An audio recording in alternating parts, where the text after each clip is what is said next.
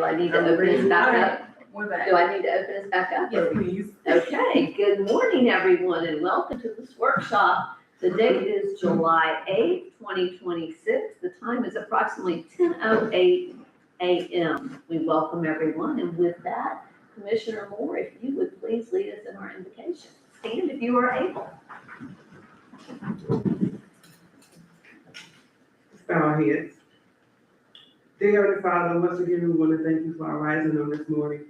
We thank you for your grace and for your mercy. We also thank you for looking over us all night long, keeping us safe from all hurt, harm, and danger, seen and unseen. We ask that you be with us today. We ask that you bless every heart, soul, and mind that is present on today. Even those that attempted to come on today was not able, give them grace and mercy also. Father God, be with us today as we do make decisions, as we go over things today. Help us to make the best decisions. Do those things that will be pleasing in your sight. We'll forever praise you and give you the highest praise. These blessings we ask in our name, in our Son Jesus' name. Amen. Amen. And the Pledge of Allegiance. I pledge allegiance to the flag of the United States of America and to the republic for which it stands, one nation, under God, indivisible, with liberty and justice for all. Thank you, everyone. Yes, Commissioner, Your request. I would like to thank you for a couple, are we on? We are. we're on. Okay, Yes. I'd like to thank you for a couple things, if you don't mind, real quick. Okay, go ahead. Thank you. We're in a workshop. Are we getting this on tape? Yes. Okay, first of all, it's been on my mind to say ever since Catfish, the signs at the entrance to the city on 17 North and South, they look very, very nice. And it was a group effort. It was a group effort. You led the initiative, and I particularly, I like the white frames. I think they go, as we've talked about previously, with architecture. And I did get one comment from a local resident who's an architect who said that they're very nice, but they would be improved with some very inexpensive little finials on top. Yes. But he wasn't specific to me. And then obviously, thank you for delivering the proclamation to the post office and getting the frame, and for everything that you are doing for the proclamation and the reception that we'll be having tomorrow, because you're doing a lot on that. So. Well, thank you, Commissioner DeVito, but it takes a village. It's not me, believe me. And that sign took a lot of effort.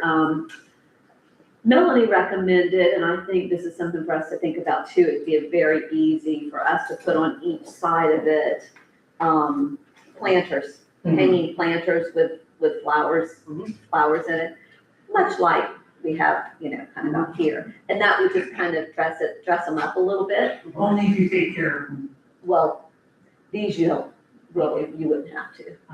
Okay. If you don't do it, Yes. okay. Yes. Exactly, and then just to follow up, if I could, Commissioner Burton opened our last budget workshop with a statement and a bit of a challenge to people about their complaining about things we do, but they're not here.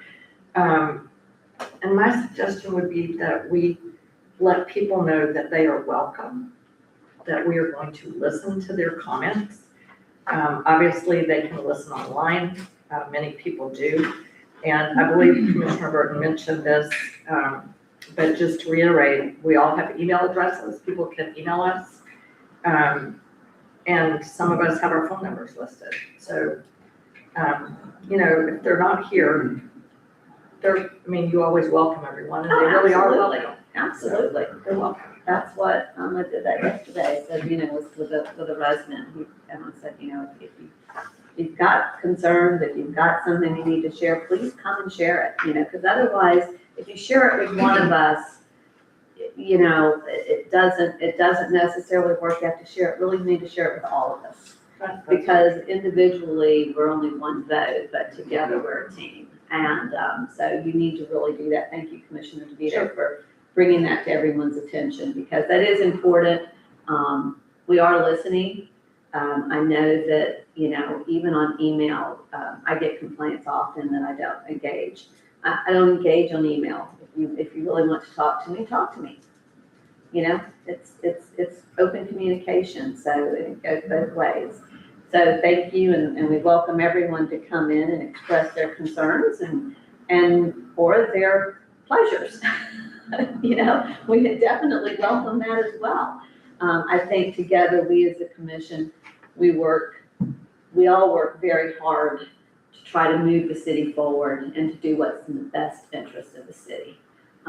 We try to get it right. Sometimes we miss it a little bit, but that's not because we didn't try. And I think everyone here, I take great pride in working with each and every one of these commissioners that we all have the best interest of this city. And you don't see personal, agendas. And so thank you all, each and every one of you. And this is going to be a long day. So let's get it started. Thank you, Commissioner DeVito. Okay, it's on you. Thank you, Mayor. I appreciate that. Thank you, Commission, for being here. You all received my email yesterday, excuse me. And I found out that FGU was actually going to be here with some of their engineers, working with Dave on some forward thinking, some progress, some planning, and looking at some of our grants and where we are. So I kindly asked if they could, in the essence of trying to maybe keep our meeting short Thursday, because we had a very heavy agenda, if they could come and talk, since we're going to be discussing the enterprise funds and gas and looking at the budget, if they could talk about the financial hedging and a piece of the overall plan that we're kind of put in place, and ask this commission to look at to suppress some of the pricing and cost as we move forward into this next fiscal year. So they're here today. Ms. Katie Hall's here to do presentation. I'm going to take a break from this mic and drive for her to do that presentation, and then we'll move directly into our gas fund first. Okay? Thank you very much. Thank you. Welcome. Thank you. Yes, ma'am. Good morning. Thank you for having us. Thank you. I did bring, as you guys have noticed, like half of my team. So I do have with me, I have Steve Prado is our finance manager, Megan Santiago is our middle office analyst, so they work on our rates. And then we have Robert Graves is our member services manager, and Alex Rodriguez is our newest addition. He is our member services operations specialist, so he will help if Dave has any questions out in the field or help with the audit, things like that. So I had to bring them all for different reasons. So yes, you have our whole team here. All right, so as we're gonna jump into this, so this is ongoing, as we've been discussing, you've had me up here in front of you many times talking about the sustainability plan for your gas system moving forward. And this is kind of the next step into that plan. So feel free to stop me anywhere along the way. This is kind of a complex topic, so feel free to ask questions. So let's begin with what is hedging. So hedging is simply an investment that reduces the risk of adverse price reactions. That is basically what it boils down to. You can hedge virtually any commodity. So corn and apples and gasoline and of course natural gas. There's multiple products out there available, but we're going to start very simple, and we're just going to talk about two products that we would recommend the city use going forward. And those are futures contracts and call options. Can you see Commissioner DeVito? Are you okay? Do you I'm need to- okay. you need us to scoot up? We'd have to change things, but thank you, Mayor. Okay, that's a good idea. I'll move Is that a little better? That's better, and I will move just slightly. Thank you, Mayor. We're good. Thank you. This is one of the most important slides on this deck, is the reason why we hedge. And this is the part I want to get across more than anything, is this is not an attempt to beat the market. I'm going to repeat that because it's so important. We're not trying to get the lowest price. We're trying to get a stable price that people can use for budgeting and rate stability. That is our number one goal here, is to meet your budget and have stability, not trying to get the lowest price available. So think of it as an insurance policy. All of you, I'm sure, have homeowners insurance. You pay it every year and you don't think twice about it. Are you upset that your house doesn't burn down? No, right? You pay it and you are glad that your house didn't burn down, and you will pay that every day. You don't look at the end and say, hey, my house didn't burn down, I ended up paying more at the end of the year than I would have, right? So think of it in that regard. The other important thing is, when should we hedge? Unfortunately, what we've seen in the past is cities respond reactively once we see volatility in the market. Natural gas is one of the most volatile commodities out there, and people react once they see that volatility. What we're recommending is to get ahead of it, and now is the time to hedge when things are a little more stable and complacent, and you can get better long-term stability in your hedges. Right now, so we deal in decatherms. You probably bill in either therms or 100 cubic feet, but for the decatherm price, it's $3 to $4 a decatherm on the market, which equates to about 30 to 40 cents a therm. 30 cents a therm to your customers is a great price that they will never ever complain about. Anything below 30 cents a therm, the drillers are basically losing money. They're operating at a loss. So you'll see it drop below 30 cents occasionally, or $3 like a therm, but it doesn't last long because they're not making any money. However, these are some of the things that we're watching that might affect prices. So LNG is liquefied natural gas. There's a big push for LNG right now. They use it for cruise ships, rocket ships. LNG is in the news right now because they're talking about sending it overseas. That's what with all the war stuff going on, LNG is how you can move this across the world. We also, obviously, everybody's hearing about data centers. Those are big, big users. So the data centers and LNG, each one of those can use almost a third of what the entire state of Florida uses in a day. They're big users. The problem with this is this gas infrastructure it doesn't keep up. They don't build it knowing that the load's coming. They wait for the demand to be there and then they build. So what that does is that creates this restriction. So we have enough supply and we have the demand, but we don't have the infrastructure in place to get it from the supply to demand, and that raises prices. We also know we have that crazy cold snap this winter. It set records on what people will pay for pricing. Unfortunately, what we've seen is once you hit that, it knows that the market will go there, and then you're more likely to get there quicker in the future. And then, of course, we're monitoring the war in Iran. So some things to be paying attention to. All of these two slides, or these two graphs here to show you, the one on the left is a 1-year curve. This is what you can buy based on. The one on the right is a 3-year curve. All I'm wanting to show you here is that we always see it go up a little bit over the winter. That's very normal. But what I want to point out is when you look at the 3 years, is they're not really showing these prices increase year after year. Normally you see it steadily increase. It's not really showing that, which is great for locking in hedging because you can then lock this in for a longer period of time and we know we can keep that stability. I would bet money that that is not what it ends up actually being when we get 3 years out.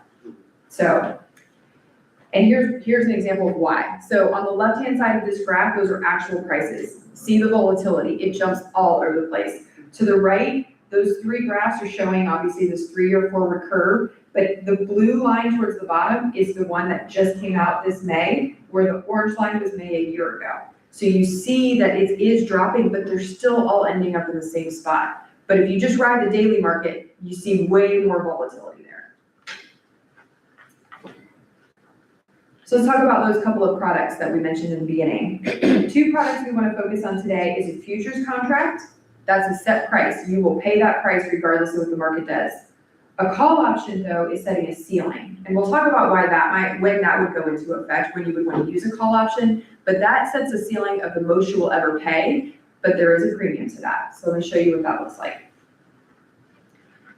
On the left, that's a futures price. That orange line is the price you set. The blue is whatever the market does. You don't care. You pay that set price regardless. On the right-hand side, though, the orange line is your call option, which is that ceiling. So when the market goes above that, it caps you. But if it drops below, you get the benefit of that lower price. The next slide is going to show you when this would go into effect, or when you would want to use that. So these are actually prices that happened in 2022. This was probably, we call it the basis blowout. This was some of the most volatile period in recent history that the gas market has seen. On the left side is that futures. You lock in that price. Who cares what the market does? That's what you pay. But on the right-hand side, you can see it protects you from, the call option protects you from the high prices there, but then you get those benefits of when it drops down. And that is a $7 call option right there. So $7 is really high to be paying, but the likelihood of it going down is much higher. Where a call option at like $3, there's not much chance of it going down. So it doesn't make sense to pay the premium when you're not going to offset. There's not enough market to go down to offset that premium. Naturally, you would ask me, what does that premium look like? So it's tied closely to a futures price. Right now, a futures 1 year strip is about 350. The closer you are to that futures price, the higher the premium. So go 50 cents out, you're at $4. Your premium there is about 3 cents a therm, which is 8%. But if you give yourself a little bit higher, so go to like $5, so you're giving yourself $1.50 or only a 15-cent wiggle room, it drops to just under 2 cents, which is only about 3%. If we're talking $6 gas to pay a premium of 3 cents, when we saw prices drop 30 cents, it makes sense every day.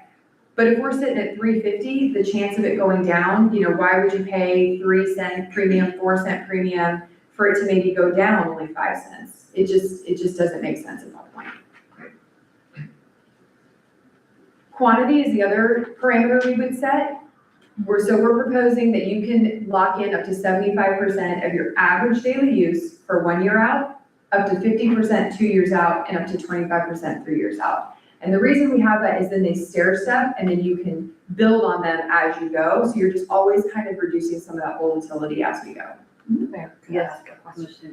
So, on that last issue, the quantity, and it goes down every year, but so we get to readjust our contract or our arrangement every year.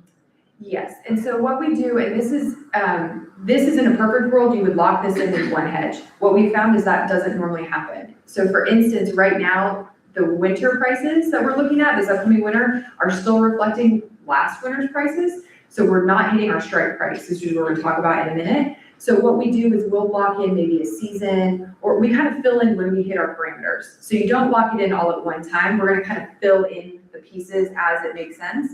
And all of it has the city manager's final approval. So we'll call when we hit these parameters and we'll say, hey, we like what the availability is right now. We'll call him and say, here's what we're seeing. Do you want us to lock it in? And he says yes or no. But yes, this would be an ongoing program. So this would, once you set it parameters for us, and we operate within that, and we just keep chugging along, and we can provide, I presented this last night in Mariana, and what they asked for is quarterly reports to just show what we've been doing, what's locked in, and what that looks like. So that's clearly something we can do. So, Mayor, one more kind of dumb person's question, may I? Okay, says I can be dumb if I want. So, when you're saying you call the city manager and to lock in these prices, we have to have the money to pay, correct? Nope. So this is a financial transaction on top of your gas. So this is not a dumb question. This is actually a very good question. So we still go and we buy your gas, the physical gas, for whatever price the market is. Okay. This is then a financial hedge that we lock in with just a clearinghouse. Then before we send you your bill, we net those. So whatever the difference is, that's transacted with the clearinghouse. So then you only pay on the financial side. Okay, but still, when you're doing a hedge, you're going to pay a little more. No, you're gonna pay whatever price you locked in. So on any given month, you could either pay more than if you rode the spot price, or you can pay less than if you rode the spot price. But you're just locking in the price that you're comfortable paying. Okay. But you paid at the end of the month, just like we hand you your normal bill. Okay. Did I confuse you on that? You look a little. No. Okay, I just want to make sure. All Next right. slide. Yes. So this is just, the next slide is pictorially what this looks like. So the kind of orangey color line, that's your average use. And so you can just see what 75%, 50%, 25% looks like. So you still have a little exposure to spot prices, but it just reduces how much exposure you have. The strike price, this is when we would call and say, hey, we've hit the parameters that we want to meet. So it's based on your price per therm in your budget. Why that's so important is a lot of your either commercial customers or fixed income residents, they look at that budget so they know what they're gonna be looking at for the year. And so for commercial customers, for instance, they can price their products accordingly. They know what their fuel and prices input is. If we can meet that budget or come in below that, why would we not lock that in? Right? You're meeting or doing better than budget. That makes sense all day long, especially if it's nice and stable. your phones will not be ringing with people complaining about their bills. If they're used to a $40 gas bill, and then the next month it's 42, and the next month it's 39, and the next month is 40, they will not be calling. It's only when it jumps all over the place that they start calling, right?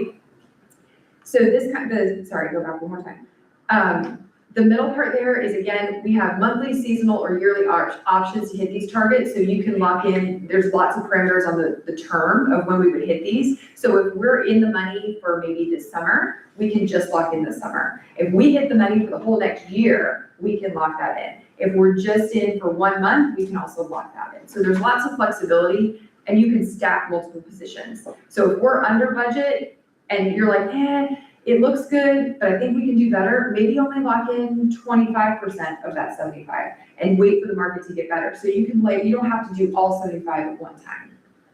Go ahead. So I just wanna, during the winter months when we had the gas leak. Yep. Our commercial customers were significantly impacted. Yep. How would this be better for them as far as, how would that take care of that? So I will tell you, we have, and two of the other things I'm gonna talk about today, if we have time, our cities that had these programs in place, their bill from this January to last January was virtually the same. Cities that did not have these in place, we saw them almost quadruple from last January to this January. So we know this works. Yep. So I think our answer was yes. Yeah, Yes. I mean, because I know that some of them, they said that they did quadruple, you know. I don't know, not exactly. Okay. But essentially the ones that had it, we had $3 gas locked in. And I can tell you delivered price, we hit $88, I think was the record, $88, and we had cities that were locked in at $3. So they still had, again, that little bit of exposure, that to only have maybe 25% of $80 gas versus 100% of $80 gas is a huge difference. And that's about us basically educating. Exactly. Okay. Yep, and they're gonna understand your customers, if it's cold, they're gonna say, we know we used more volume. But what happens is they have more volume and higher price at the same time, and they're getting hit on their electric, because Right. they're using gas, they're getting hit all across the board. Yep. And that's what they were saying, is that they weren't using any more gas than they had been using. Correct. Okay, especially at restaurants, okay.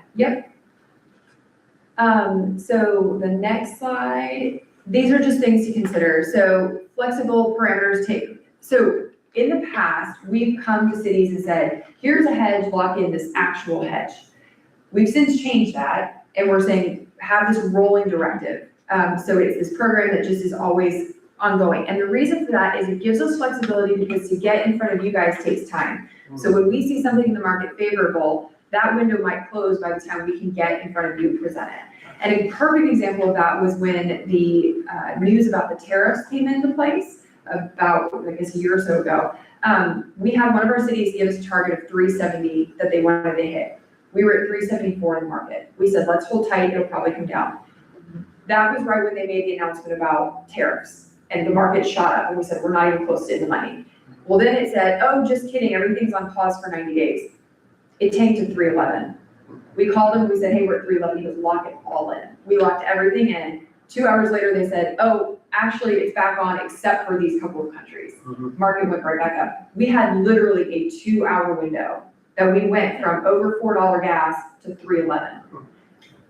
When we see that, we called everybody that had hedging parameters in place and said, guys, it's 311 for a year. Let's lock that, and they all did. So that's something that we pay attention to that. We could have made one phone call to him. He could have said, locked it in. It's just to give us that ability to go fast, right? So those things don't happen all the time. That's just an example of one that people can relate to. So we as the commission, though, would have to give that permission to him, blanket. Yep. You have the authority. Mhm. And so that's something that Derek will have to make sure that that's part of all that, if we decide to go that direction. And that's exactly what this is. That's what the recommendation is it's a directive that hits these parameters. So it says that we would be allowed to lock in either a futures contract or a call option. It would give us those quantities that we can go up to 75% for year 1, 50% for year 2, 25% for year 3. And it has to be at the strike price or better, so better or at the budgeted price per therm. With that, we would call him and say, hey, we checked the box on all these things, here's what we have presented, can we lock it in? And he would have the final say to say yes or no. So that's exactly what we're asking for, is a directive that outlines those parameters moving forward.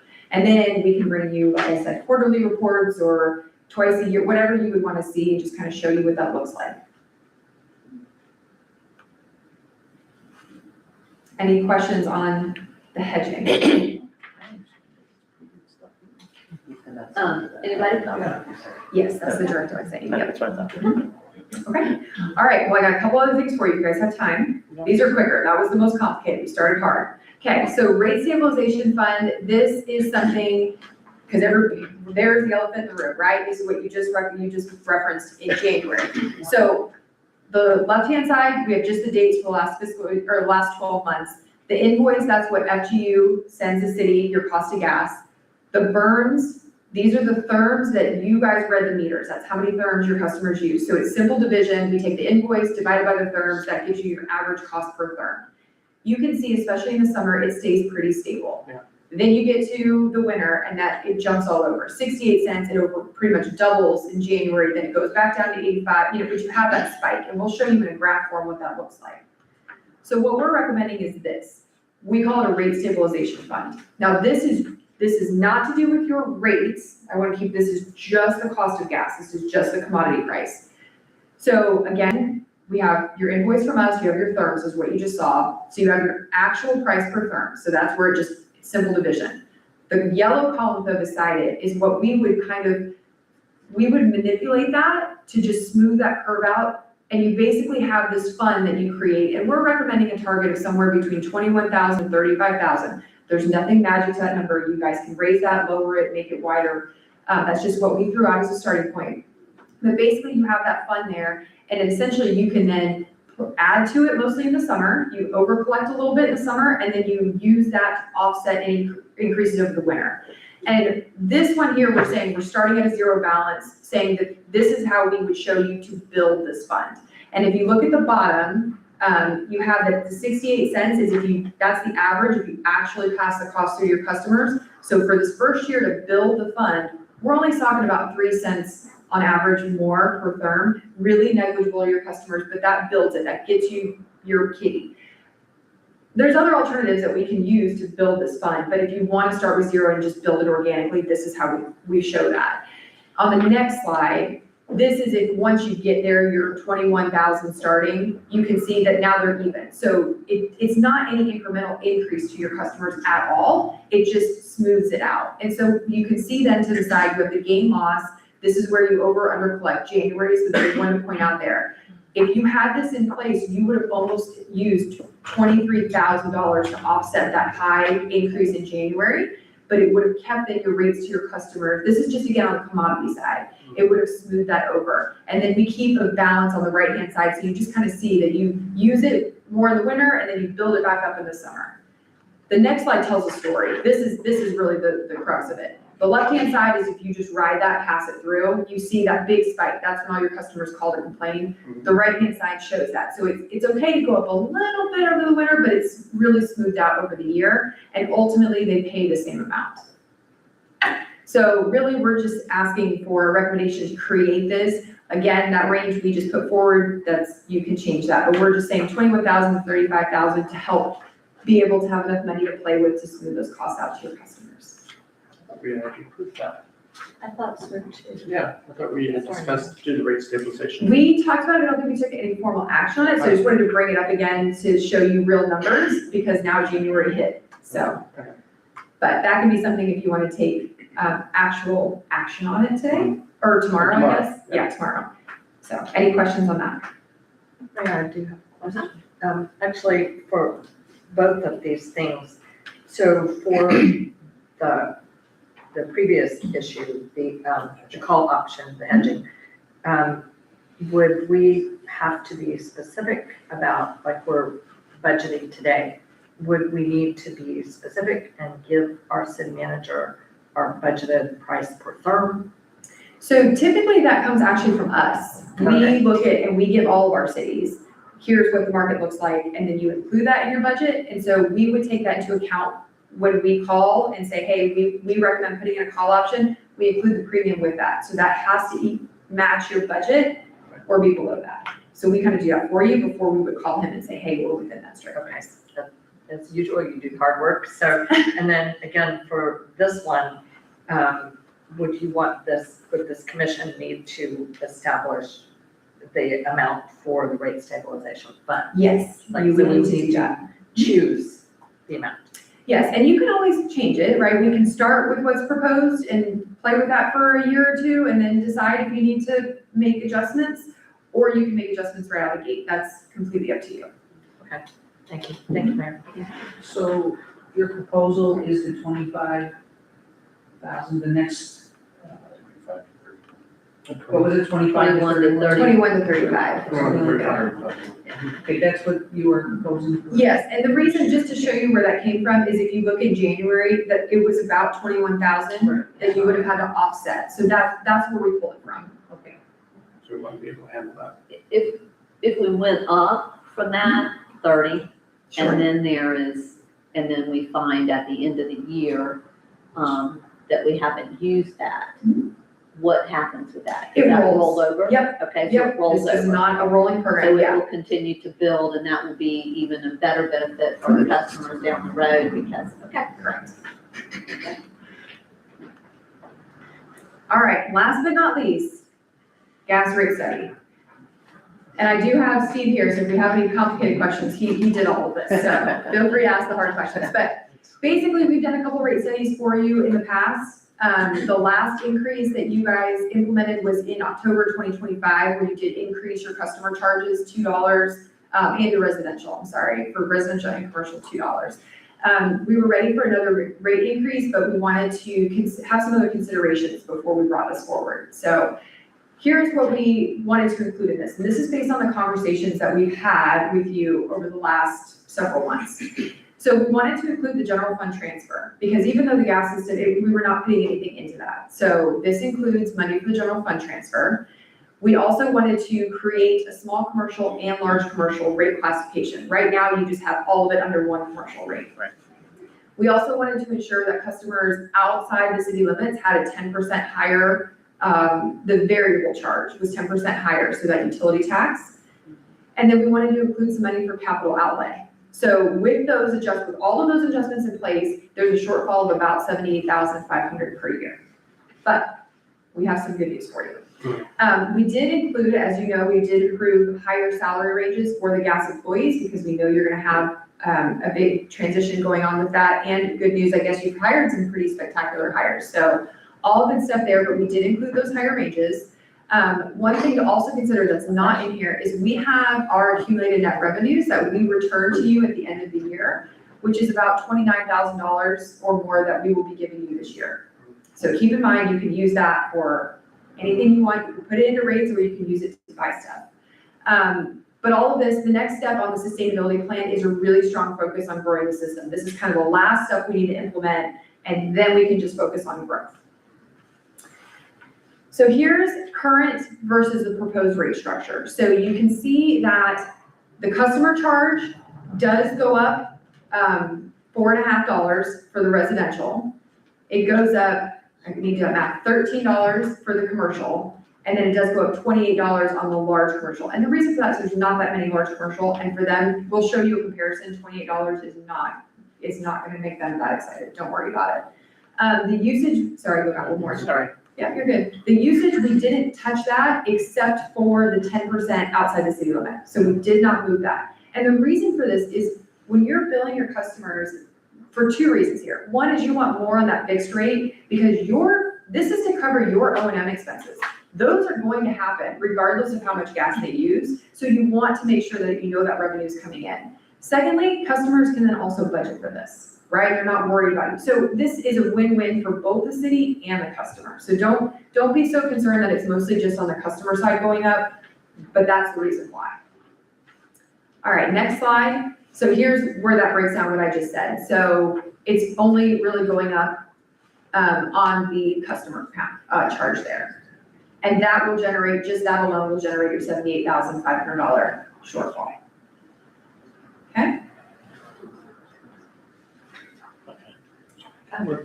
Yes, good question, ma'am. Okay, so Katie, the 10% higher charge for Yes. customers outside the city limit. Mhm. There were a slew of bills in the legislative session last Yes. year. So I'm assuming that currently we're not prohibited from charging more now. Nope. Is that still a possibility in the future? And don't we have to have hearings? So you will have to do the hearings regardless. Right. Yep, you'll have to do that regardless. And so it's saying that your right on the utility tax is to go up to 10%. So we're just basically implementing what almost every other city does. Sure. So- No, I have no problem with that. I Yeah. just know it was Yeah. constantly churning Oh, issues. yes. Yeah. We follow that very Our closely. typical rate fee increase ordinance, that was what we'd have to do for the hearing, Mhm. the hearing process. Yeah. Yes. And so, the outside, is that everybody outside Crescent City limits? Is that people in Plum Park and Malacca, or? Yes, Okay, so everybody outside, whether they're incorporated or unincorporated. correct. Well, the way we charge it now is Crescent City, Malacca, and Pomona, they get the Crescent City rate, Right. as far as the tax and everything, but as far as everything else, and as far as our large commercial, Katie, what are you considering large commercial as far as a monthly Do use? you remember what we can get that for you, I don't know off the top of my head. So many of our commercials that we call commercial use a term or two. So they don't use that much. He's with us. Figured. He's the guy that's gonna sling all the dirt for us. Yeah. Yeah, that's right. But as far as our commercial, we only have probably 18 customers that use maybe anywhere from 150 therms a month to higher. Yeah, So that's the problem. It depends on where we want to draw the line. Yeah. So there's, and this is also to set up for if you have more commercial, because growth is gonna be coming in the area, so this is also preparing yourself, and that's very normal to have a differentiation between small and large. Some even have a medium size. I don't really recommend it for you, but they do bring that up. Okay? One more question. Sure. By us going up for those, outside, like those in Pomona and those in Malacca, do the municipalities there benefit in any way from that increase? No. They wouldn't, okay. We would. Yep. They would not. Okay, Well, I just wanna make sure. They do through the Utility tax, the right? taxes, utility taxes. Is that- That's true. They collect That's where I would, 10%. that's where I would, yeah, okay. So they would benefit. So they would slightly. benefit that. Yep. But that would be the only benefit that they would have, that would be, okay. So I know this is really hard to see, and we can give you guys handouts of this, but the number one question we get is how do these compare? So the right-hand side is Crescent City. This is for your residential. This is based on average usage. So really just look at the bottom line there. So the $45.38 is what your average bill would be to your residential customer. The far-hand side, kind of that tinted green color, those are your investor owns. And the reason I put those up here is if you were to ever contemplate selling your system, likelihood that one of them is the top buyer is high. So they're way higher, right? So even the lowest one there is almost $15 more than what you would be charging per month. The other one I highlighted is Palaca, just because they're right next door. So you can see you are a little bit higher than them at $38.55, but I don't think that that's insurmountable. I don't think anybody's gonna really call and complain about that. You're pretty close. But you can still see for other municipalities, they're kind of all over the board. You're a little bit on the high end there, but you have the biggest Area. physical area to cover. So your O&M expenses are higher just to cover the geographic footprint. So I just wanted to make sure we point that out, that you are still way below the investor owns, but you're right in line with the other municipalities. Same thing here we just did small commercial just because that's easier to compare. So again, the left-hand side, the green, you can see, so we gave you a range here. We did your small to large. So that's where the 263 to 276 is small to large. Compare those on the left-hand side, you're still, again, way below the investor owns, and you're kind of right in the middle of the pack of the other munis. Right. So I know that you guys might feel like it's a little bit of a big bump compared to what you've been doing, but you're really just trying to keep up with everybody else. So don't, if you were seriously contemplating selling your system, anybody that buys it is gonna do this, they're gonna bump their rates up, so you might as well just get the money yourself. Yes. One question. At any point, as we are increasing our rate to make us financially viable, do any of these increases run the chance of causing new customers or potential new customers or existing customers to choose not gas?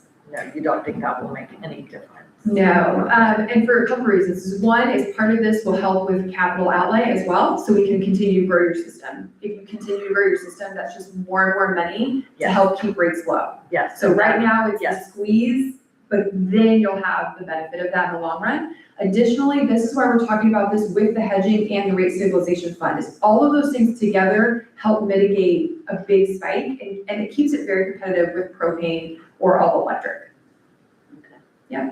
And those that are already, I mean, when they're using, they already have those appliances that are using that gas. Yeah. The infrastructure. They're not going to, I mean, especially those that have the generators, they're not gonna do anything to jeopardize those generators. And they're not gonna convert to a propane. No.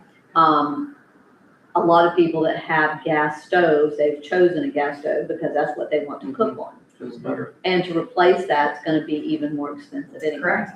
So I think that's, again, education. Yeah, and one thing just to point out, just because for education purposes, when you use direct use gas as a fuel source, it's 97% efficient. You get 97% of that gas to heat. When you convert it to electricity, it drops down to 33% efficient. So it takes almost 3 times as much on the electric. So that's from a cost perspective, that's why the electric will always cost more money. Again, education.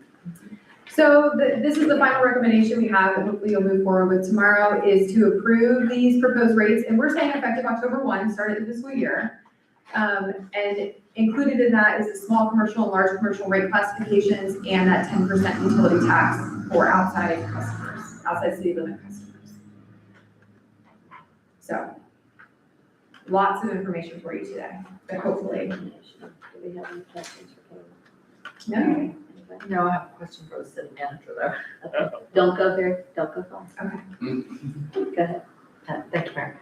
So these slides, I don't know whether they're in the materials that were on our desk or whether we will, do we already have? We'll get Those some. slides were provided in the agenda for Thursday. Okay, so they're You at have- this yes. agenda binder. Yes, ma'am. And in your email. And then, I guess that was, and then for the city manager and the commission, so whatever we approve tomorrow, we still have to do an ordinance for all these rates, correct? Yes. Yes. For the So- rates, yes, which will be a different Which meeting. would be, we would do that, Right. just like we did in September, September, when we did it with our correct. September Just- rate increases, yes. Just to clarify, the customers will have the opportunity to see the advertised ordinance, but for the other permissions, those we can give to the city manager right away. Those are operational. Yes, and I have the hedging document that Don's already looked at and approved, ready for your vote, which is the hedging directive. That's the first main goal on Thursday. Okay. Can I make a comment? Yes. With our, and this is to the commission, really, for our rate changes, can we, besides just advertising the ordinance, that we're gonna have rate changes, could we do some other notification of our customers? Instead of just October 1st, we jack the rates up? Oh, well, I mean, I would think we would want to. Yeah, I Do mean, every something. year we just kind of wait and we pass that ordinance and then October 1st, the rates go up. Can we put it on the website as proposed, or should we have a workshop? Or what do you all want? We just We're have gonna to have have a a workshop right Mayor, now. Yeah. say The something. notifications. Okay. I think Commissioner Lori has raised a really good point, and it's, again, what you said about education. Essentially, the message that Katie has explained to us, and maybe this is where Commissioner Lori is going, I think it would be beneficial to have a narrative.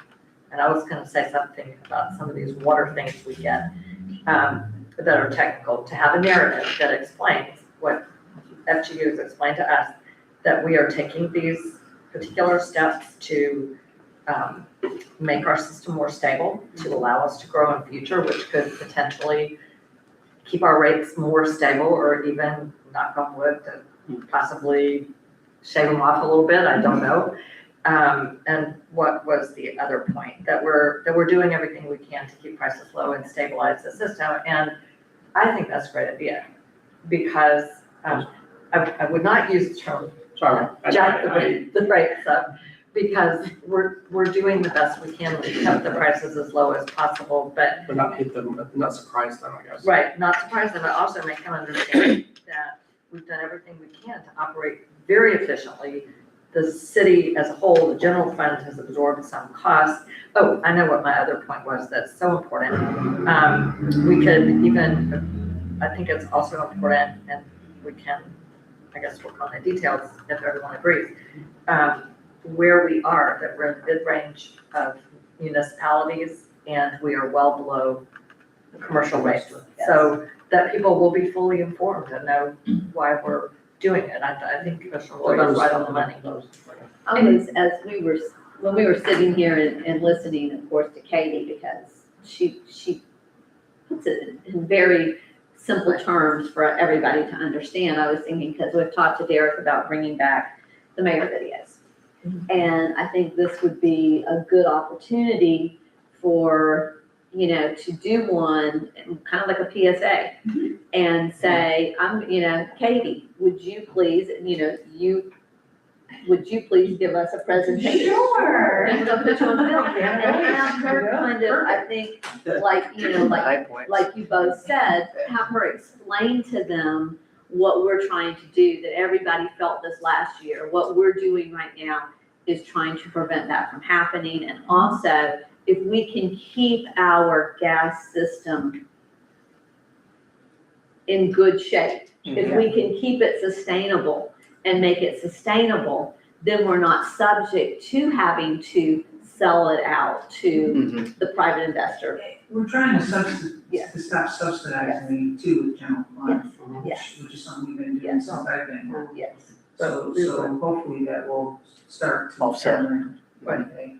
That's important. Mayor, could I follow up on that? And so if Ms. Hall wants to be on video, that's great, but some people don't want to take the time to watch a video, some people prefer a video, but I also think it's pretty easy to take that basic information that was on a slide and just put it in a one pager. We can send it out with the gas bill, we can make it available on the website. Absolutely. I said, we have Very short. a bill insert that we've used for this exact thing. And so we hit the efficiency, we hit safety. It's to keep the system safe and reliable and all the keywords that you guys just said. And so we have that, and it just is also a reminder of what the city's responsibilities are versus what the homeowner's responsibilities are. So it's kind of, again, like a little bit of a public awareness campaign at the same time.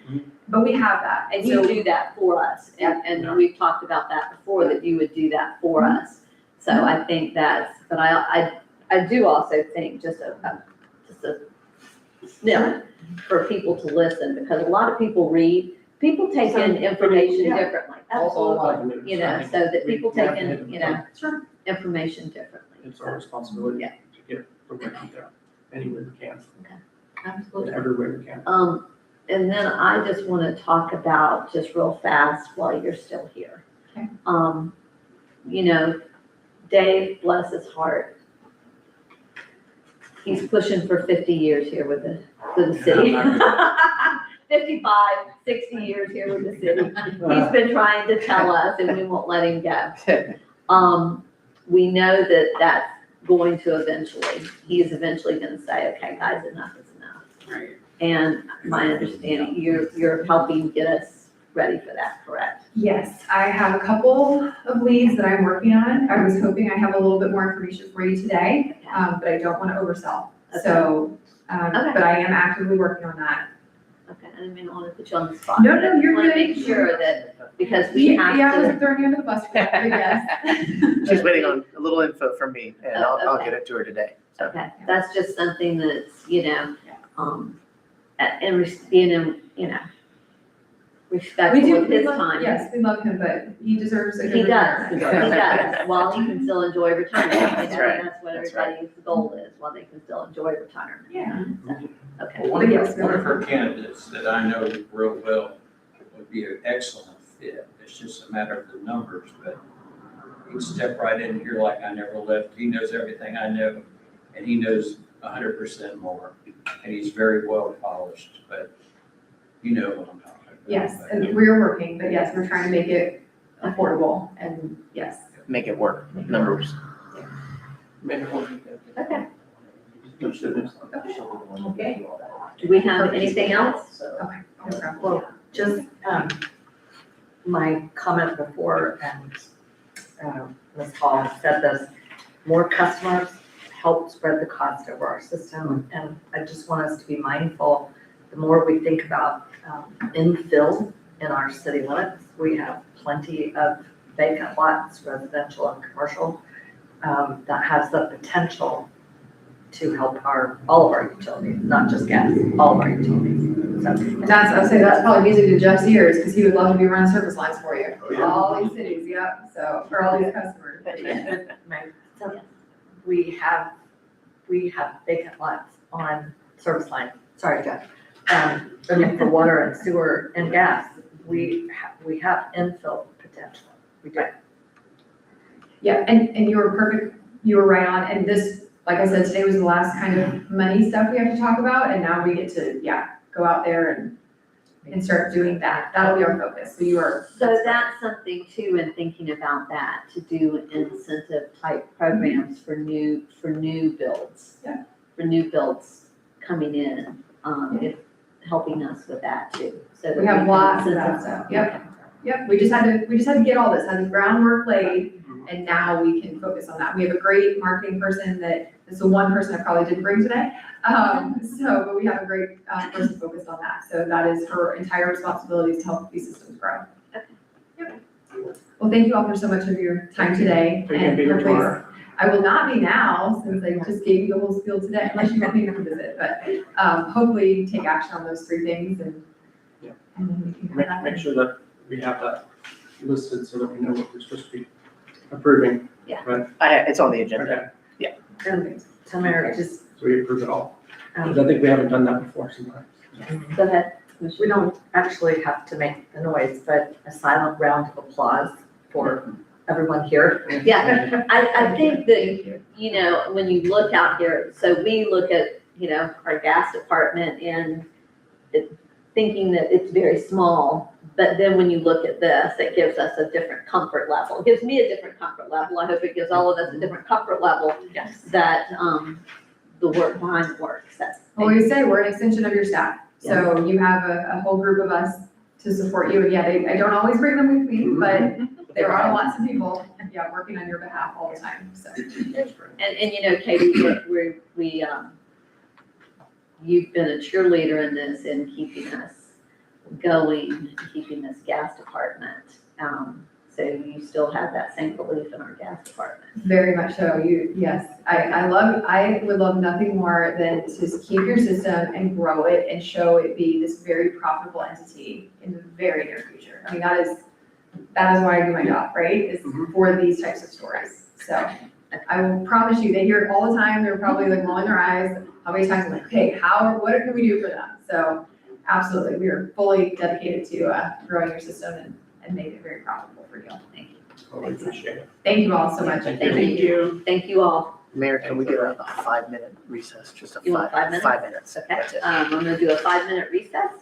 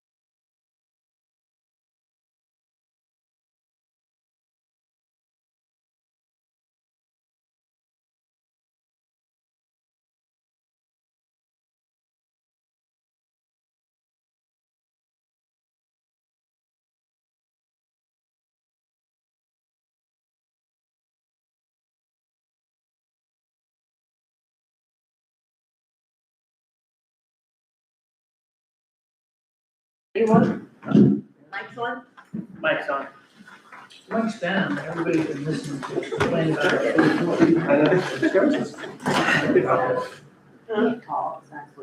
Yeah, that's what makes the tower die. They made a noise and turned off. I think you just have to stop it. Yeah, but I only have the first section, it doesn't continue, it only, As long as it does, it makes it a yeah, separate only recording. overwrites, so that's, we'll have to figure that out, but that's okay. We got Are we ready? Yes, ma'am, go ahead. Okay. We are back in session. Let's get started. Mr. Martin, we're gonna start with our gas enterprise funds, correct? Yes, ma'am, we are. I've got it up on the screen. Am I ready? Yep. Okay, I'll speak a little loud so we can hear on the mics. We'll start out with our gas fund. Just looking at this, Steve and I have given you guys the 24 audited, the 25 unaudited, the adopted 26 budget, and the year-to-date, which we have. And I don't recall, is it May or is it May or is it June that we have in here? Because I know it is still May. Okay, so we're still mid-year with some of the numbers, so you can have that in your back pocket to look at this. Of course, we utilized most of the back budget and then kind of extrapolation for the rest of the year. The first line item is our current minimum charges. Right now, they're at 16 or 18, I'm sorry, and that is what we utilize for our gas sales, non-tax resident sales and usage. I got with Jocelyn, we looked at the numbers, and we extrapolated those out 4 more months based on what we've taken for the whole year. She felt comfortable with this. It's probably a little under. Of course, if we go with a rate increase, that number of 531,851 is going to increase significantly. Right now, we're using 18 in lieu of, I believe the new rate was 20 or 22 for that. 20, yeah. So that's an increase of 11%. If you go into your packet, I know that I printed it out for the mayor and for Commissioner DeVito. The others are digital. You can see the breakout under the gas for the differences from last year and this year. It's real easy to kind of follow along. But that's an 11% increase based on last year's numbers. The next line item is the actual 5% decrease. This is current minimum charges of $22 that needs to be adjusted, but that also accounts for usage. And that's for the taxable commercial sales and usage. That's $139,342. Are we on target? Does she feel like with the gas sales, are we on target for where we budgeted for last year? She feels so, yes. Yes. So moving forward, we have the gas sales for the commercial non-tax, that's churches and schools. That was an increase of 5%. That's using the current minimum charges on usage and usage. So that's an increase of around $3,000. And then we had the miscellaneous sales tax. This was a number I literally put in. This was the only one that we didn't go into see how it was looking. I mean, right now as of May, you were pulling in almost 5,000. We had 7,800 in the budget. I used 7,800 in this 2027 budget as well. And last year we put 5% over the actuals for 2025. So we're just kind of maintaining that. It's being a little conservative. The next, It's an increase of 64%. Yeah. It was the same. no, this 5%. No, right This next to it. miscellaneous tax sales, you've got it increased up to, It says 64%. Correct. In 3,000. Why is that?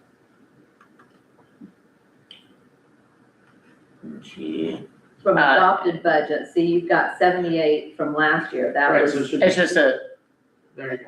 that's it. No, that's still not right. it shouldn't be It shouldn't be an shouldn't be an increase. increase or decrease at all, because Yeah. it seems like you're keeping it constant with where we are this year.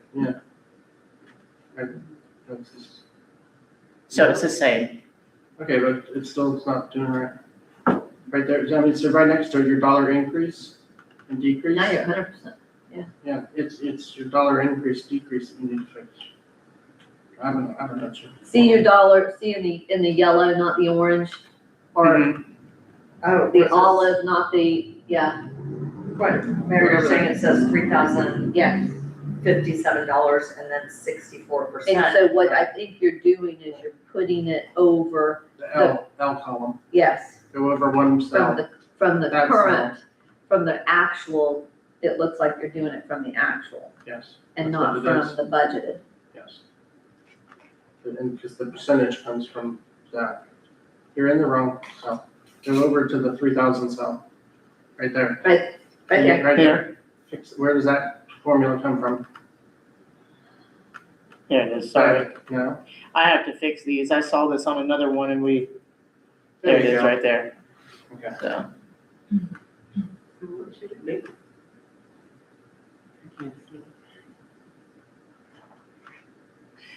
all right, so the 5% was, again, talking about from last year. That was a note that was older. We just left it in there for, so we had an idea of what we did last year. I didn't want to erase that one. The admin fees, this was something that we put in. This is service charge. I have to finalize this with Jocelyn, but she felt that we should leave it at 30,000. We've taken in more this year. I believe 39,000 for the gas service for Mr. and Ms. Croft residents. Steve put this note in there. Length of driveway required underground bore, looking into remaining balance. But there were some other items that we did this year that caused that to go up. Yeah, Okay. Jocelyn said they were service charges, so Service. I just wanted to get more in detail on what they Yeah. were. So we're gonna be conservative. With growth, you're gonna have more service charges, but we feel confident that the 30,000 will still, If you're gonna keep it at 30, again, the 600 over there Right. needs to be fixed. Yeah. Because you're keeping it the same. yeah, sorry about that. So, and right now, it looks like we've done over $55,000 in service charges, and that's what you're saying, The attributed a 39,000. lot down there to the house right outside of the city. Yes, Or the several houses, they A have a couple. couple of houses right Correct. there. Correct. It's extra work. Correct. So that's not something necessary budget for. Right. And when you do these service charges, just a side note for that, the service charge, that's the actual charge. That's not, We don't mark it up. we don't mark it up. We don't mark it up. That's not profit, that's the actual charge, Yeah, is what it what's costs us. coming in. That's the actual work. Okay. And they reimburse for that And work. then they reimburse for that work. Yeah. Okay. Right, and Mayor, it's my recollection that in prior years, our charges kind of lagged. And we bring them in, we just started charging for actual work, didn't we? Well, Which is helpful. yes, I think for any of that, though, I think they had to, especially with something to that degree. The extent, right, Yeah. it was, That we would have to, I So don't know much. that that's something we just started, I think that's something that no, I think, if they had to, that the gas department couldn't afford to do that. exactly. So. Right, but I'm saying, I think several years ago, we made sure that, yes, we could, charge the actual charges. So moving forward, other income, sale of surplus equipment, all at zero. Didn't have anything in there. If you look at the year-to-date actual, under other income, you'll see 88,000. That was for the elementary school gas hookup as well. And those are items that we just, For one Would time. that have not One been a time. service charge? Yeah, right. That's what I was thinking. It wouldn't have gone into a service charge? I believe that was different because the service charge are usually flat. I'd have to get with finance on that. Service charge usually 1,000 to 1,500. I believe this work was different because of the No, type the of work. service charge for that one out there was thousands of dollars Right. out here. That out here, right at Crystal's house, that was thousands and thousands of dollars. Okay, That's where it looks like you put that in there with the service charge. There's no way. If you're talking $1,000 to $1,500, there's no way we would have had a $55,000 service charge increase over our budgeted amount. Right. Even if you look at what we've done in the past, 24 and 25. Correct. So that's those are just why- minimum charges. The 1,000 to 15 is minimum. I believe, and I'd have to ask Steve on this. We looked at this yesterday to see where on this other income, why that was where it was. And It was the new elementary school, the work that we did out there. That's what 88. But I'm not, it's the $88,000. Elementary school, and I'll have to get with Jocelyn too, because she, like, when she Coded it. when she coded it, yeah, we could have went either way, so I'll talk with Jocelyn, just see We'll find why, out. why But there's one over again, the other. for simplicity's sakes, rather than go into other income and us have to figure out what that was, I Put it think under it service really should have charges. been, Yeah. look at how it could be in service charge, because you probably didn't, and you didn't probably charge them, outside of our cost Right, for that either. correct. So Correct. it should have gone into service Yeah, charge. we can move that. I mean, it just seems like. I mean, make sure that that's what, We will. that it is, We will. but, Yeah. yes. If I could, to me, it makes sense the way they have it here, because for a couple reasons. Number one, it's such a large amount. Secondly, they identified it in the notes.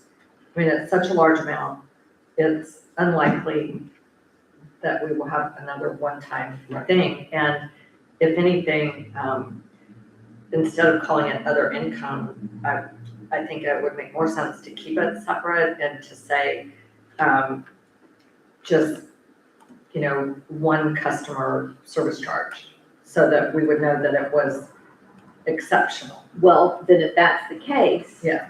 If that's the case, now they could take that note and put it up here, overage, or larger, because that same thing happened out here. And maybe mine's different, but I'm showing that in service charge here, we have a $55,363 For just one. We don't know, but I know it One of them was is a large 39. amount that they had. 39. Yes, 39. And guess- so, To me, it would make more sense to put anything that was extraordinary in a separate, significant one-time service charges, to put all those in one. well, and that's what I'm trying to say, is that they need to Yes. be lumped together and Yes, not separated out like that. but not. We'll look into that side with Jocelyn and the billing or the coding. So And I'll get with what you Steve on that. could do, and I think this is where the confusion is, maybe Commissioner DeVito and with us, is because he's saying 1,000, 1,500. That's a standard just service charge. Minimum And fee. the different things that they do for the services that they Right, charge. regular, This would be a connection charge. Mhm. So these are more connection charges, so maybe you need to name it something differently and name it new connection charges, something like that. something like that. Okay, And zero it out, because, as far as from a budgeting standpoint, because we don't know Right. how many people are gonna sign up for that. Right. That's just something, and it's kind of a pass-through. It's not really, it's, from an income standpoint, it's a pass-through, because like you said, it's the actual cost. right.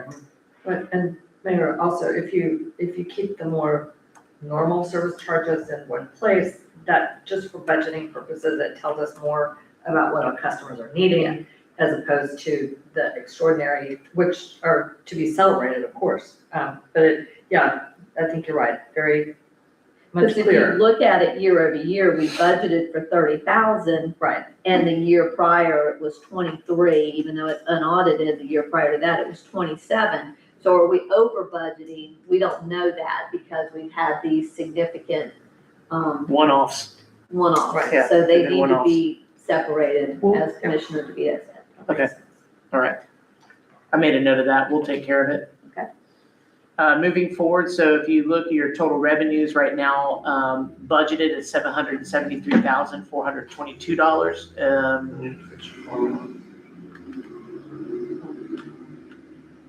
No.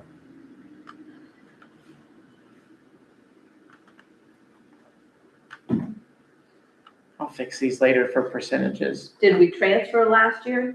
I'm- Did we transfer 185,000 to the general fund last year, Steve? Did you make that transfer? In 2025, I Yeah. believe so, yes. That amount, were you trying to make up the difference from ours, because we didn't? Oh, you know what, though, I think we did maybe half last year, because, So this is transfer from the general fund Yeah, into, it's into ours. Yeah, So that's a transfer from the general fund to the gas, right, this is revenue side, yeah. yeah, to the revenue side. So um, That's- why is that? Why did we do that? Why did the general fund transfer money into The gas fund. the gas fund? Yeah, I'll take a look at that. Yeah, shouldn't have done that. That's not the balance. Yeah, I'll see what that was. There, I fixed those, line items, that macro, that equation, so we're good there. What line item were you looking at? The The transfer? transfer for Yeah. 2025. Actually, there's not a number, Mayor, if I could, but it would be 20. There's actually a gap there. It's 401-381-1000. Mhm. Yeah, and Mayor, that doesn't really make any sense. No, he's gonna look into it. Yeah, but Okay. So we've got the FSMA grant, we've talked about that. Gas relocation, $0, of course, that's out, but the FSMA grant, we put it back in. We've spent approximately, if you look at the note on the side, we've spent approximately $51,353 as of July 7th. Rather than parse that out, that work is gonna continue into this next fiscal year. So we put the $1.5 million back in there for this budget. So total revenues and grants right now is an increase of 6% or $49,000. What, let's basic, I'm sorry. Sorry. Let's go back to line 23. State is holding approximately $40,000 Highway 17 future use. Did we have to, is that any money that we've expended? Do we know? I don't believe we have expended any of that money. What I was told from Keith before and from Dave is that was they were holding that. We haven't expended anything on that yet. It's to be set for future work. That's what the notes, what we put in here, and design changes, but that, as far as I know, there's nothing has been moved on that as of right now. Okay, so the gas line relocation back in 2024, it shows a revenue of $1 million. And then we're coming to 2026, we've got 1.5. We had 0 in 2025, so why is this 2026? Are we putting this? I just want to make sure for clarity purposes. Yes. If you look at the FSMA grant. Yeah. That takes place of the 1.5. You can see where it zeroes out there. So we've put it under consolidation and under line item 24 for FSMA grant. Because that's what it was for. Right. The gas line relocation is all done. Right. Yeah, so that 1.5 million shouldn't be. That's why I'm It should be under asking. FSMA, yeah. Yeah. 'Cause that's what Should we're it be getting under for. FSMA or should it be under grant Sure. gas line relocation? It should be under FSMA. So right now It should be you, under FSMA, so which, you've changed it. right, So you just changed it. correct.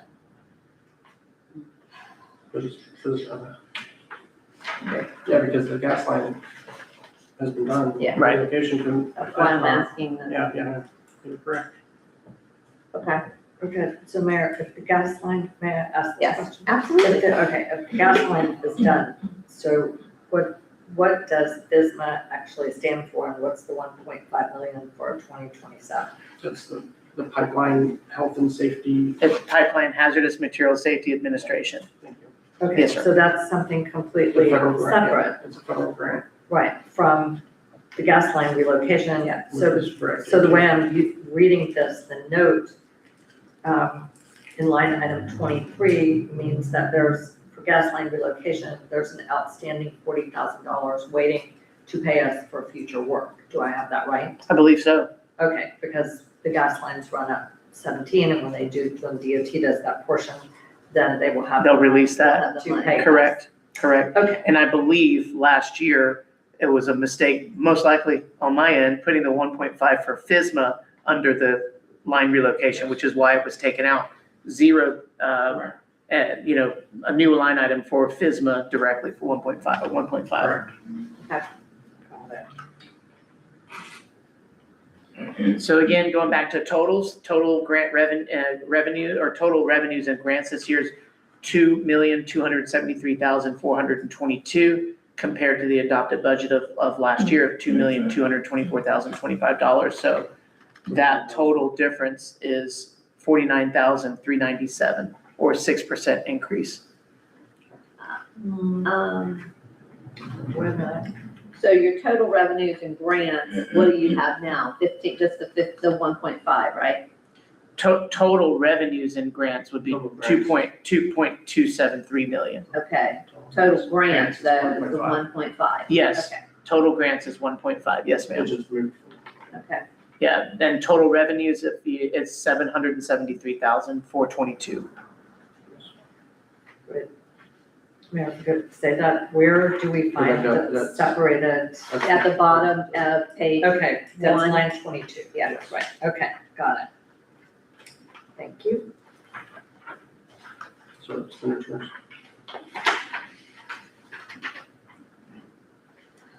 I've got, okay, wait a second. Sorry. You okay? Okay, you're right. All right. I left the notes in here. I talked about that with Dave. This is more informational, just as for a read ahead or some history on the regulator stations and the work that is continuing to take place from last year, probably the year before, and then moving forward in the future. Moving forward, going under expenditures, if Steve, if you have anything to say, but we did put in the 5% as we did for the general fund for COLA and cost of inflation. All of the numbers have been updated. We held the same basically for the Christmas bonus at 5 employees, or $100 each. The incentives stayed the same. Standby pay stayed the same. We had a little increase in the FICA, Medicare, pension, healthcare, of course, with the 5% increase for the salaries. The overtime, though, I did go up $500 from $1,000 last year to $1,500. As it expands, as we have bad weather, wintertime, different things those guys are going out. They've already spent, as of through May this year, $1,500. We'll try to watch a little bit more next year, but I figured $1,500 would be okay for our budget this upcoming FY.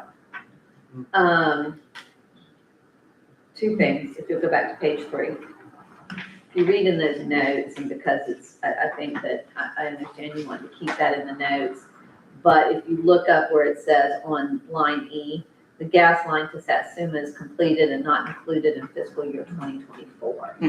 You might want to check that and was not, God bless you, and was not included in fiscal year 2024.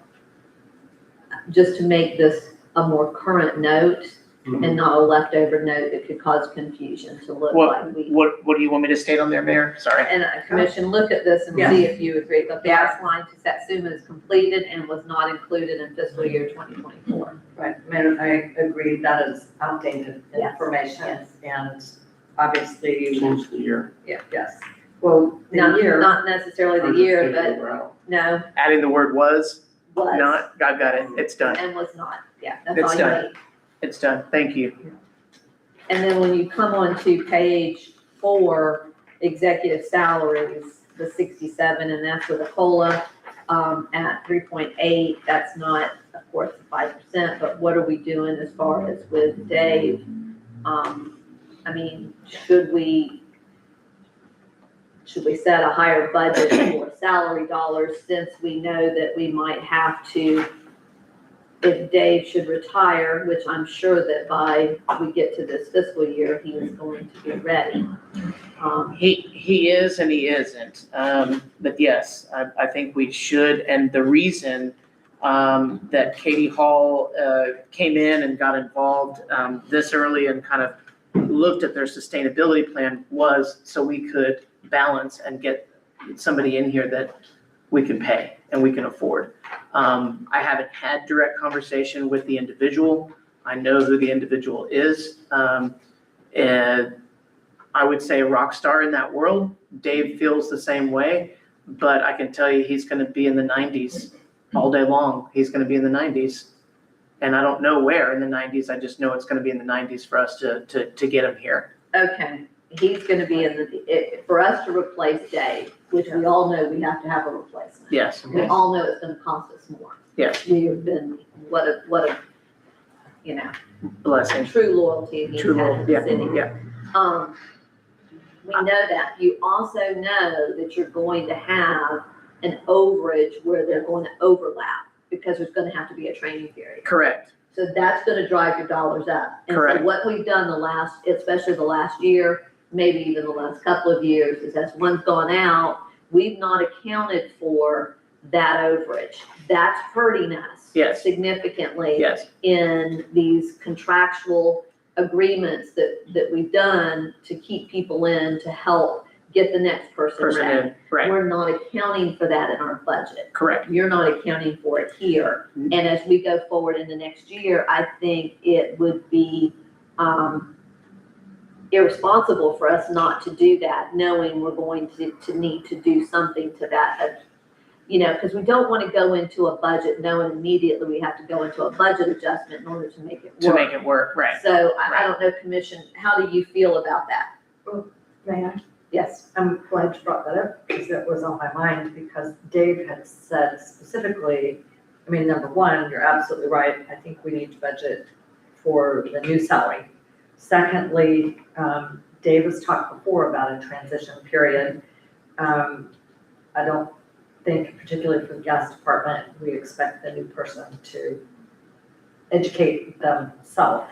And Dave specifically spoke to us about that transition period and that he would be willing to work on a contract basis. But I think you're right, to me, we would need to have the finance department, our city manager speak today and see, what would be the rate he would expect and how many hours would he anticipate that transition to take, because he should know. Don't you Well, think? I keep hearing that this new guy we're bringing in is a rock star. That's right. Okay, so I think the kind of type of training you would need is just how we do our business here in Crescent City. Well, that's what I'm saying, we don't. And I don't think Right. that necessarily will take all that long, quite frankly. Right. So, But it might take So- a couple of weeks. so- And those couple of weeks cost. yes, Yeah, and so not much more than that. we haven't gone down too far, but we put in the budget last year. We exceeded the numbers because of the school. We'll get down there to it, but I want to tell you, I did put in $15,000 specifically for consulting costs for Dave. It's under other charges in this fund. We're $28,000 off from what we are budgeting today for 67,000 versus 95,000. Now, that doesn't include the insurance and other things like that. We need to look at the fringe. That's where Katie and I have been trying to get a couple things figured out. I asked for the 5-minute break so I could introduce her since she was here, and her and Sheila could exchange cards.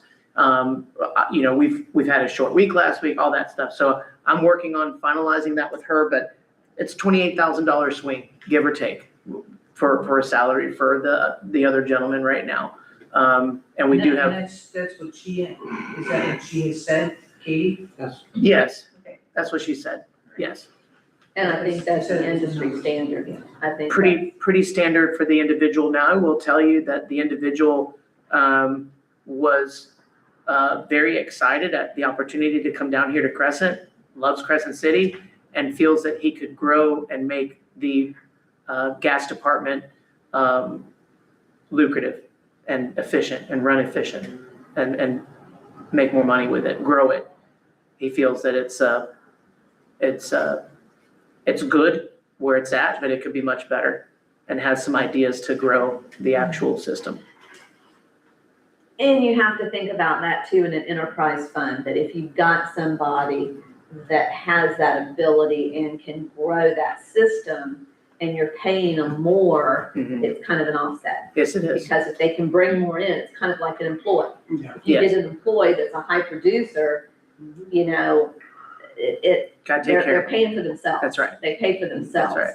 And so, building on that too, this does not have the new rate adjustment. Correct. We don't have that in here. We're using last year's number. She was kind of allowing for that. So when that's incorporated in the budget, that 28,000, It'll be fine. it'll be fine. Yeah. Okay. Yeah. So then, Yeah, today I'm just bringing you based on what we had last year for those rates, and that's why I wanted her to come in and we're discussed it today. I'll have the documentation, like I said, Dawn's looked at for the hedging, Yeah. and the other portions we can set as we move into finalizing our rate discussion. So going back up to the top though, starting out with those salaries we did put in, the 67,000, that's where we're at on that. 169 for the staff salaries. We're fully staffed right now. We've got some really great individuals, as Katie was saying. Dave's been very excited about them, very proactive, willing to learn, asking for extra work, and it's been working out really well. I'm very pleased with those hires. With the staff salaries, with all the salaries, do you have the increase? Yes, I do. That's already incorporated in? It's in here. Not just the 3.8? No, and that's cost of inflation as well. It's all at 5%. Steve went through and made sure everything was 5% increase from last year. Correct, Steve? Yes. Okay, just making sure. Okay, so it's 3.8 plus Cost of inflation. 1.2? Okay. I mean, is that, You just changed the note to say plus 5%? yes, Yeah. So it matches everybody else? Yeah, it says 5%. I can just put on here 5%. Right, I mean, you have the note, it's just COLA 3.8 plus. Yeah. Which it doesn't say that in the so. Got it. It's all in.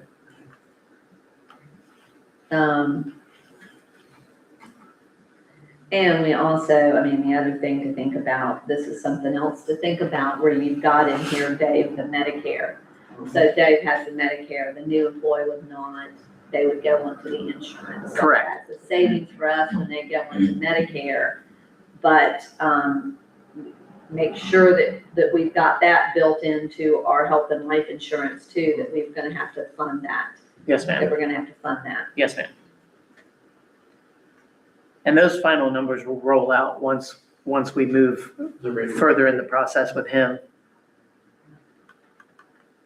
What do you mean with who? with the individual, with the insurance. I'll have all of that accounted for in the pay.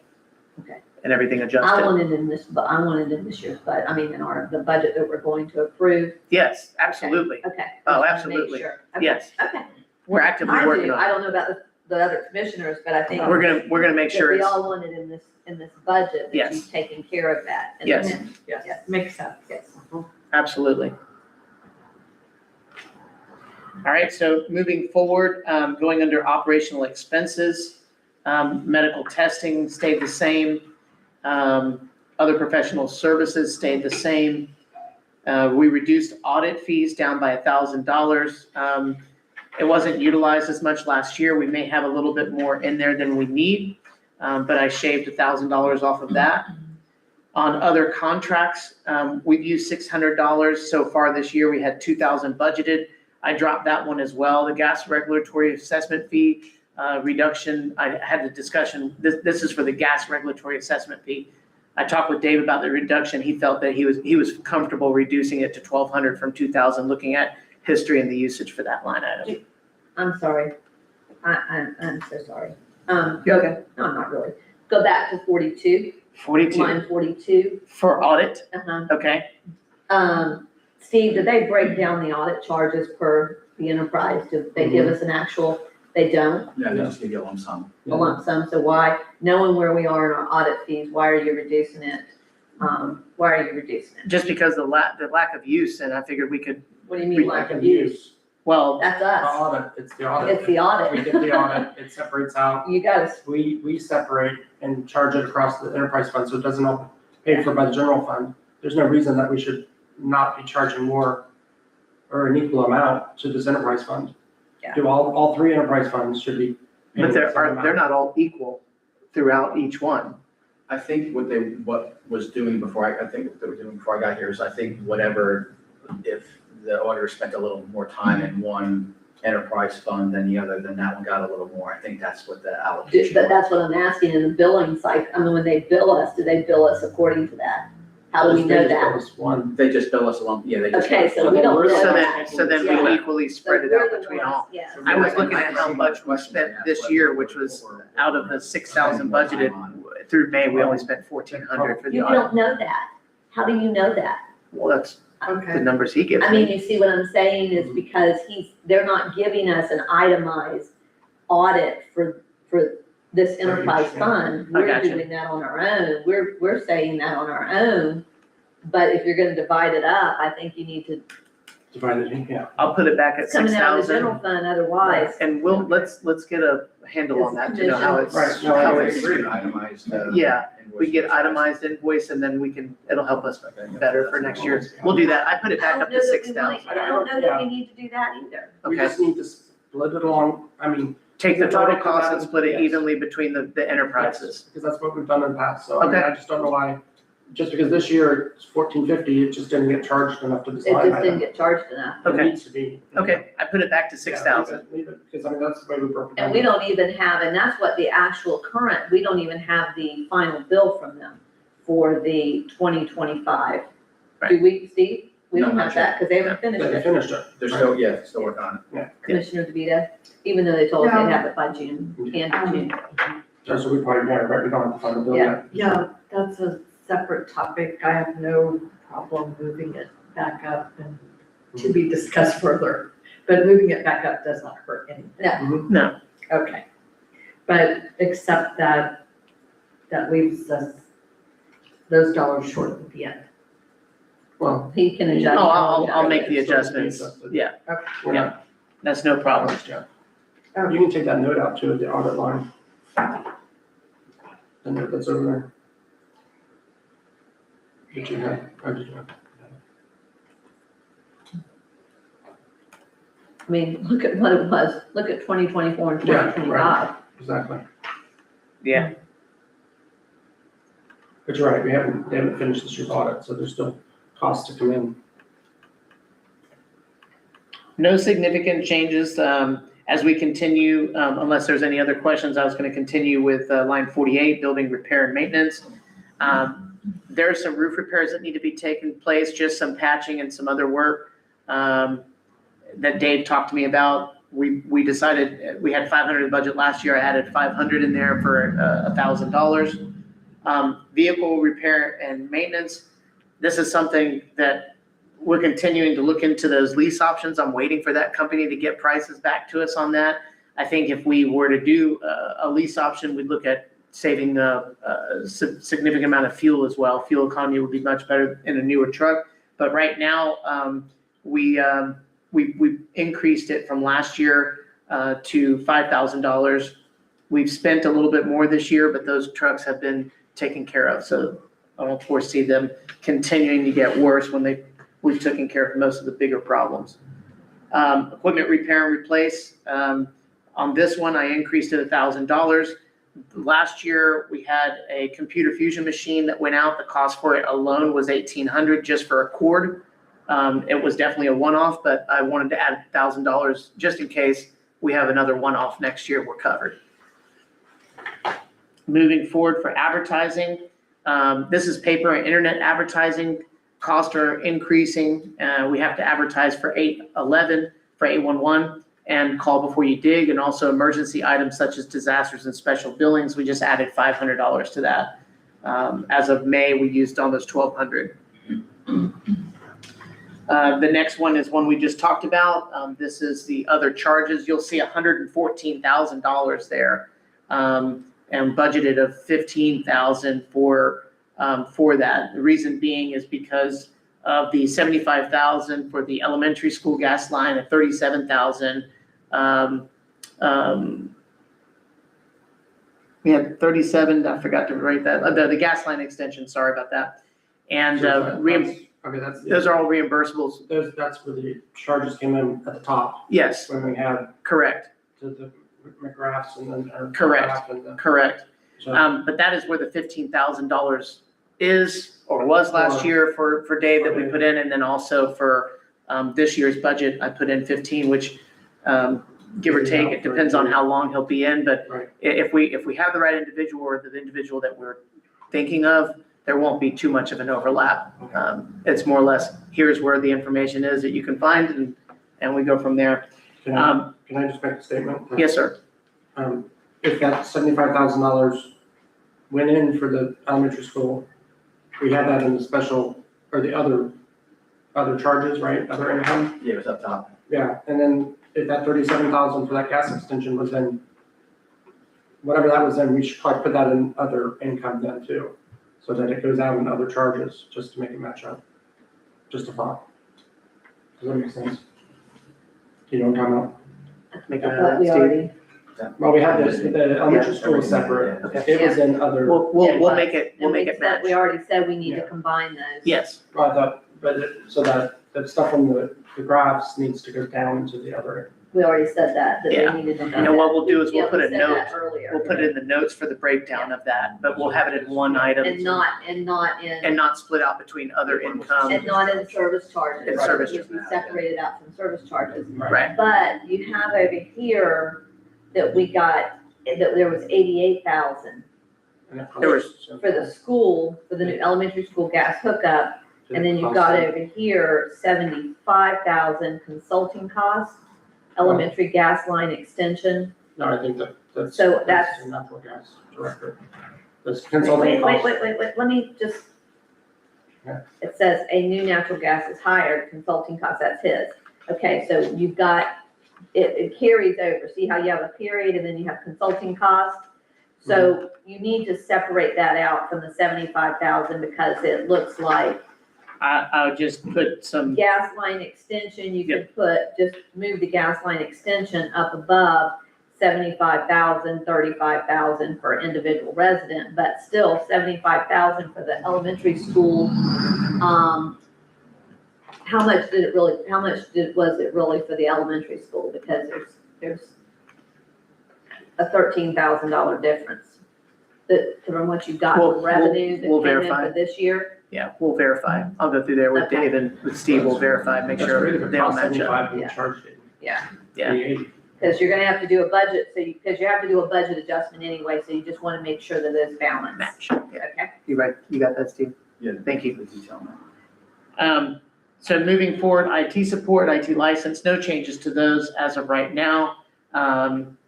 Office supplies, we added $500 to that. We went over a little bit. Dave seems to feel that he's ordering for some other people, but he's gonna tighten that up. We just included another $500 for that. Operating supplies, this was also important. I added a little bit more here. He's having to order more things than before, but he's getting reimbursed for those items that he's ordering. So it's kind of a pass-through because it's just there to have. So when people need certain items, we get them and then they pay us for those items. So I just wanted to add a little extra Well, there that's for always- him. Yeah, that's always been a thing in operating. Yeah. And that comes into the service Yeah. charges when you go out and do things on a Right. service charge basis, And okay? we charge- Correct. Yeah. Yes, Commissioner DeVito? Okay, so for those operating supplies on that note, when you say we need things, you're talking about to do the service Mhm. calls. Like hookups, like little. It could actually be items. It could be, I mean, we're all talking about machines and stuff as well, that they're Things that they need to do. the- parts and, correct, and people Okay. pay for that. Got it. Yes. But The do they, I mean, That's what Dave told me. They pay for it in the bill. Yeah. Yeah, I'm sorry. so, well, I know that like, they'll come out and they'll flush your, Yes. if you have, like I have on demand. Yeah. And they water heater, and they come out and they flush it, Mhm. but there's a charge for that. Now, if they had to replace a part, but I wasn't charged, there was a piece that they're not charging for that particular piece. So that's what I'm asking, is it a flat service charge that they're charging, No, they're adding on, they're adding on let's say it's a part. would you make sure? Yes, I will make sure, but that's what Dave told me, and I'll verify. Yeah, because I know he buys like stove parts. Yeah, he'll- yeah. Stoves and stuff like that. Yes. He'll Well, they literally charge like, me- those inserts that have the Oh, yeah. holes and I don't know all the names of them, the apertures and all that. He orders that for a part, like Steve was saying, for a stove. They do their service, people pay for that. Oh, yeah. Yeah. We have a little sidebar over here, I just want it for the Sorry. record, for Sorry. transparency purposes. I pay what everybody else pays, and so does Commissioner Lori, And me. and you too, to have those things, flushed. Yes, Okay? Just for the record, I That's want right. everybody to know. that's right. Thank you, Commissioner Lori, for bringing that to our attention. All right, the next one, gasoline. You all know, you're feeling in your pockets like I am. Cost of fuels increase, and as the system expands, we'll need more fuel. And for the guys to run out further in the system. I mean, I tried to get them in here for some pizzas and they're out of town. So, those guys are driving all over for the system. We are buying our gasoline now? Not from the gas stations, right? Not from the gas We stations. buy it and have. That's only in an we charge it. emergency. We are doing it through our fuel master system at the yard. And so does that reduce the taxes that we pay on it? We don't, or do we get a I tax? still think when they drop that off, I don't know, but I would imagine We there's do pay tax on that, taxes involved with that. but we can.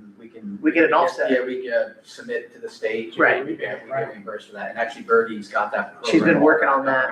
Yeah. Because I know it's been the line item that we've had there, Yeah. and we've never done it. Yeah. Okay. We're doing it now. So we got the right, okay, That's right. that's all that was. So that cost increased 29% or $2,500 dollars from $7,500 last year to $10,000 this year. Diesel fuel, you've got diesel fuel in here, doesn't look like we've used diesel fuel in our normal trucks diesel. We have not, but the diesel fuels they maybe get it for cleaning and other things, Plus the trencher too. small tools, the trencher, so $200, but that's it, nothing more. Natural gas purchase. We're gonna talk about this more in the hedging and all that. I'll get a solid number, but based on last year's numbers, we had a huge increase in January for the purchase. I've increased it 15% for this projection. As we move forward in this process and work out the deal with FGU, that number will change. It'll change. But currently, right now, we're over budget. and that ex- Currently, right now, we're over budget. Yeah, $30,000 in January. Yeah. Yes, and that was 3 months. And then you look at the shortfall, she talked about the 21 to 30, that's why I put that in there at that cost. Dave actually wanted a little higher, but I didn't have much room in the budget for it, so when we get with Katie, we'll tighten that up. Resale items, this is something that, part sales 25%, this was a number from last year, but demand for gas parts and appliances are increasing. This is parts that we purchase, and those parts are then sold to customers when needed as well, which Okay. is, That goes back to what I was talking about earlier, where you said, going back to the operating supplies. Operating supplies. So, okay, so there is a line for the resale items, and operating supplies are things that they. Those are two different Regular expenses, so right. operating supplies are. But what they do need to share that drop. cost. Right. I was told from Dave that cost is shared on the billing, so people reimburse for those. But I'll verify that with them. And resale items are when they're actually. Resale items are those items specific that we resell, we buy ahead of time and then sell those items. Okay, so then that is two different things. Yeah. Okay, so Mayor, if I could, just to clarify what we are saying, but you're going to verify. Yes. Is that the sum or all of the amounts in line 56, operating supplies, as well as, I guess, 100% of the amounts in line 60 are recovered to the city under service charge revenue. Would that be? I will verify, Okay, but we're talking about lines 56 and 60 potentially. yes. Okay. But I wanna know with this, because if we've got this, and it looks like last year we spent already this year, 7,000, we only budgeted 4,000 last year. Why are we up so much this year over budget? So right now, you're over, and again, it says, you're over, and we're still only going 1,000 when we know already this year we've spent, and the year before we spent 5,800. Parts are not going to go down, they're only going to go up. And then I wanna know in revenue, where revenue is, where are we getting that money? Where's that money coming back to us where they sold it? So is there a separate, shouldn't there be maybe a separate item for that? Right, isn't, Mayor, if I may, isn't that's the service, part of the service charge line you're asking, is it included in the service charge line, or do we find it in a separate place? Yeah, it's not, currently we don't find it in a separate place, so where would we? Because we gotta know, because we have to know that, so what we have to know is that whatever we're investing in buying these parts, which are really for the customers, not for our operating supplies. Correct. These are customers, for the customer's benefit. where is that money coming, from a Back business in. standpoint, where is that money coming back into us? Right. So we know that we're getting that money back. Because I mean, this year, it says year-to-date actual, it's 85,363 for service charge, and we adopted 30,000. But So it, that's like, I mean, normal is 30,000. right, The 80 85 is whatever what we've had has this year, been usual. right? So I'm just saying that there's been an increase on that end, But what I as think far as what our the, income, well, service charges. so the mayor's saying, here we have these parts charges, for lack of a better word. And what we don't know is, do we find the recovery for those parts in revenue number line 16? Well, the reimbursement for those parts from customers and, Does it, the mayor is saying, where do we We, find we that? should almost have a line item, because I think what it is it's locked in some of those other larger numbers in the service charges and some of those other ones It that needs have, to be broken out. it needs to be broken out. I put a note in here for Dave and Steve and I to work on that, we're and, not making projections like this is what we might need. Right. Okay, now we got a pile of parts that are sitting there. Is that what's happening? no, they're typical parts that they use for, No, I don't wanna hear that they're typical. If they're, yeah, if they go in and they're making a repair and then they have to go get a part right, to make that repair, right, they come and make the repair and they put it on the bill. on the bill. Okay, so if they're projecting that they might need this part, or they might need that part, and buying parts and stop putting them in a stockpile somewhere, you know, wherever. Right. Okay, we use a lot of this, we use this, we might use this. Is that what we're doing? I'll get with Dave and get that answer to you. I don't believe they're That's what stockpiling, it kind of seems like Right. we're doing. right. I don't believe they're stockpiling, but they want the budget to make sure they have it to go purchase it, but I will verify with Dave. I will verify with him on Yeah, that. because this year they spent, you're gonna have to do a budget adjustment on that one too. Yeah, because they spent a little bit more. They spent more, and so we gotta just make sure that if they're Yeah, it's spending that coming back. money, that it's coming back. Right, If they're right, not right. putting it in. And that's what they're telling me. but Everything we I'll look verify. at and keep in mind from an enterprise, you have a business, you understand everything in this. So if you're buying a supply, you gotta be able To get it. to sell that supply, That's right. okay? That's right. You gotta be able to make money on it. Well, that's why I was bringing up the increase in Yeah. service, I mean, we're way above budget. We just probably need to break on that service out, charge. and I'll work on getting that breakout. Steve and I and Dave will get that taken care of, There's nowhere, just tell us where it's coming back in. Right. The service charges. and make sure it's there. I still wanna, I still think we need to have it broken out. If they can break it out, it still needs to be broken out, because we've gotta be able to make sure that if we're buying that, One way or another, we'll make a notation and break it out, even if it's not in a specific line item. And even if it's in the notes, we'll break it out, it'll all match, it'll be even, I'll tell you exactly where it's at, we'll work on that.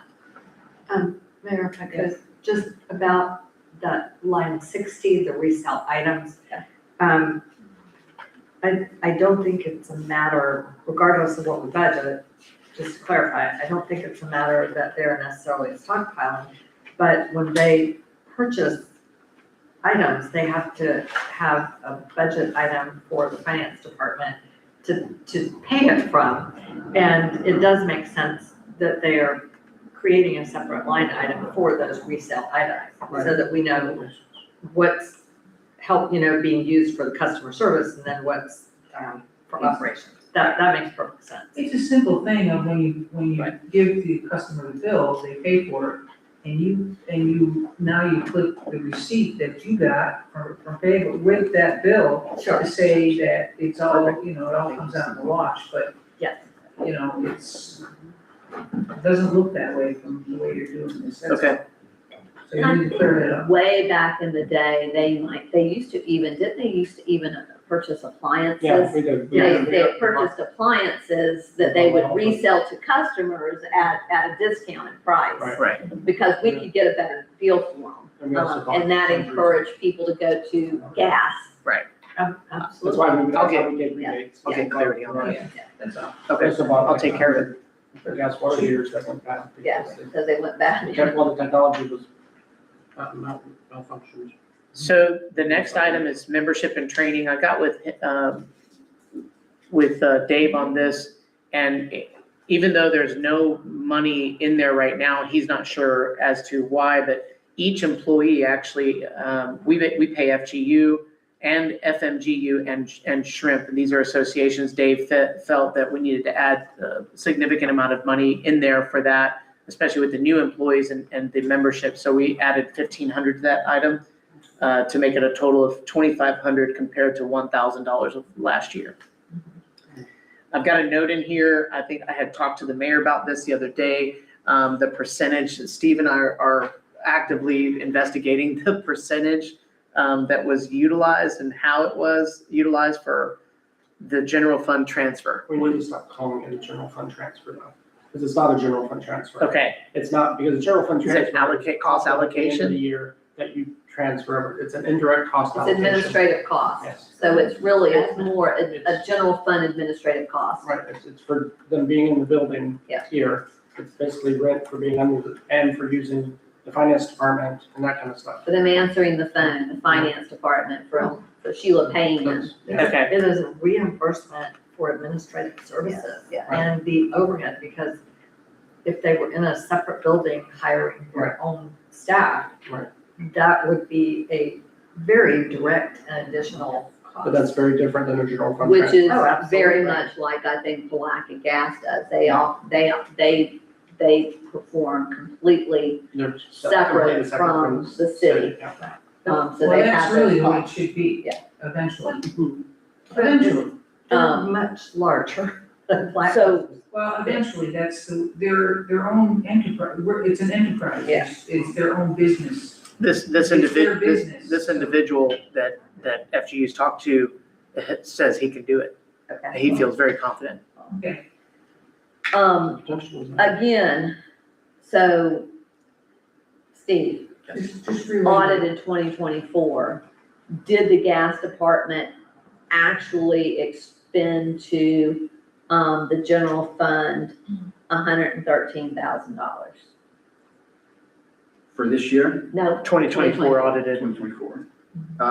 Yeah, it did. Audited. Okay, so last year though, it looks like it only expended 35,000. yeah, Julie and I got together on that, and it's basically all I could really afford, so that's what we did. So they're still in the hole Correct, from years prior. correct. So do we know what that carryover balance is that they still, because I don't think we have ever forgiven that. Correct. I don't have it in front of me, but I can get that. Okay, so we need to know that, and so we're still, we're hoping that they can, this year, of course, you haven't done that, you won't do that till the end of the fiscal year when you do the transfer in for administrative services, correct? Correct. Towards the end of the year, okay.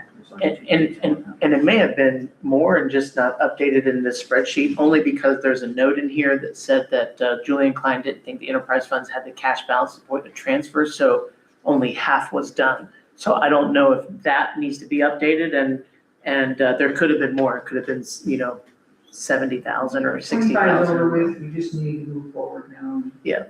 Don't worry about that. But we need to make sure we have an accurate, that we have an accurate Yes. number from 25. Correct. We need to Correct. make sure that, but it's. So moving forward on the next item is bond interest. I just held to last year's adopted budget, the 2026 budget, 27,000. This is paying 5% interest. Yearly payment we do for 1997 work on the 6-inch steel gas main on Highway 17. Which is Right. So, Mayor, Yeah. if I could, Yes, so what I see, there's no actual payment so far. When do we usually make that payment? Oh, some of them come in the beginning of the year, and I think one comes in at the end of the year. I'll have to take a look. I know Okay. we did one already. But it doesn't show Doesn't reflect anything it. for year-to-date actual. Correct, one may come later this year. I'll have to see when we, Okay, I'm just a little confused. You If just one said already paid one. came earlier. Yeah. Why, as of May, would there not be anything in that column, year-to-date May?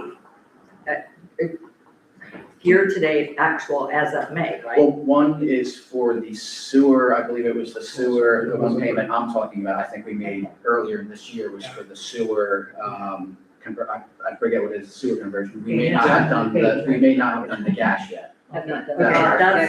that's what I'm asking is hopefully we're not behind and we do have the money to make that payment. Correct. Okay. So let me ask another question on that. So it looks like in 2024, we paid 25, 2025, 26.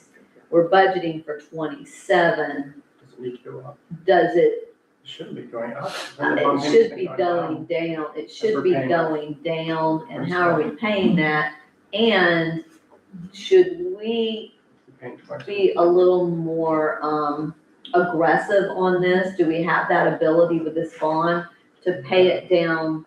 Because this is an obsolete system that we're paying, we're basically, I think, and I'd have to get with Steve and look at this a little further from And how much debt is? a financial standpoint, but we have more money than just the $1 million set aside in our whole entire budget. If we were able to get approval and looked at it and built a plan for you all to see it, it would be good to take all available money that we have and put it into prime to get interest on that money. Another thing, I know you and I talked about this, Mayor, but is if we were able to create some sort of loan program for some of these people as well, creating an interest revenue for some of these monies, that would also be helpful. We could look at a larger, which I'm working on right now, CIP, but of course, financial outlay as well, saying, hey, we're gonna pay this off faster with some of this interest that we're making on our money and get rid of the debt. But that's something whenever the conversation and we needs to have to take be place, we careful need to have too, it. because this is enterprise and there's general fund. So Correct. it's like These are that, revenue bonds. yeah. It's different, right, Yes. right. Yes. So in the past, we did, it would be helpful to know, to have in our notes, Mayor, how much the bond is, what the principal is, what the interest is, and I forget, is there a prepayment penalty? Because in the past, there was an emergency expenditure, and I think there was one other expenditure. The general fund actually loaned the gas department or whatever, and we can charge them interest. So, and one thing I have suggested is, although it doesn't, I'm not sure it would really be feasible, is that when we float part of the administrative expense cost, that we do keep track of that, and that we formalize an arrangement with the gas department to make it a loan, so that if it did become more profitable, we could pay back the general fund With interest. with interest, With and interest, yes. of course, and as well, at a reasonable rate. I don't want this to happen, but in the event that the gas department was sold, then whoever bought it would hopefully pay back the general fund. So that's just one more level of record keeping, and, you know, we could either forgive the loan if we had to, or maybe. That's a very good, that's good, because you're absolutely right. We should establish that, especially if we were to go into a sale, that we should establish that there is a loan amount that the general fund has given to the gas department. And that is not my preference. No, because it's not, it's not, but it's clearly clearly that, we are benefiting our Yeah, customers. it's something that we, But we have established. Yeah. But Thought to, about it, I guess. but to be fiscally responsible and do the right thing for the general fund, we could keep track of that and formalize that relationship with the gas department. And then I would like to know, I don't remember the details of the bond, but there's gotta be a principal, there's gotta be interest, and there's gotta be bond terms. okay, depreciation. If we go down to depreciation, there's 0 for this year, 0 for this current year, but we had depreciation in 24 and 25 Yeah, that's calculated by the auditors. by the auditors. Correct. Okay, so we'll add that in after Correct. they've done that. Because it's not actual money that we pay. No, it's just a depreciation.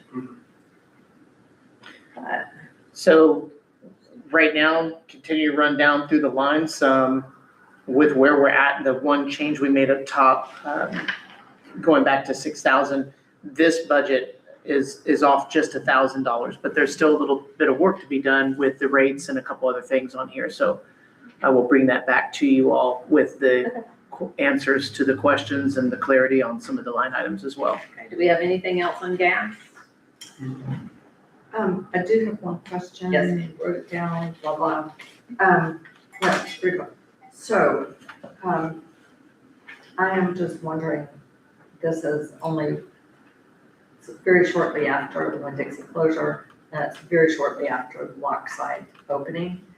It would just be nice to know in subsequent months if there's any assessment of what those openings and closures have done to our commercial revenue. I would be interested in finding out. And Yes. they were a big Oh, yeah. gas customer. Big gas customer, We discussed that. the deli, They cooked. and they cooked, and they did, and I think some of their other things might have been gas powered. They could have been hot water. Yeah. I'm sure they use a lot of hot water. All of those holding pans for all that food was all gas All as gas. well. Right, which was a lot. So, it would be, I think it would be very informative to see the change in commercial revenue. Because we had one leave and the other come back on, and the school probably won't be up to speed. Actually, it will come online maybe a little delayed so that we could actually see it. Well, and I don't know, because the old school was operational through the end of the year, just like it would have been in standard for years. Okay, so And, that and a might, new school's gonna come on, just like the old school came on, so, but it'll be a difference to see if it's more efficient, if yes. it's a more The water efficient, bill's yeah. gonna be probably less. But I would just be interested to know while we have the window to look at it, Yeah. what the impact was at the grocery You store. can get that from, Yeah, so the way we got the revenue numbers, of course, was reports Jocelyn had in there and the Right. taxes and the gas usage. What Steve's gonna do is get with her and just have the same report ran for the year prior.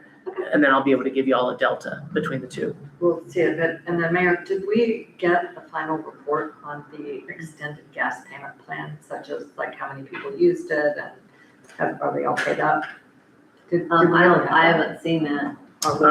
We can get that information. Okay. And I don't believe And I don't know that that there we, was I don't too know that we many. asked for it, for the, Yeah. so just make sure, see where everybody is, because Can you check on that too? but they Steve? might have had, it might still not be, but through August, I think August would have been We set it max. the max at Mhm. August, Mhm. okay, so we can be able to tell that. Mayor, I would just like to know, was it heavily used, not, was it barely used? Yeah, How how much many service people was actually that? did that? Okay. We'll do it. Sorry. Pizza With that- and lunch is here. I'm gonna go on I'm gonna go ahead and we're going to Lunch break. take a recess, and we will come back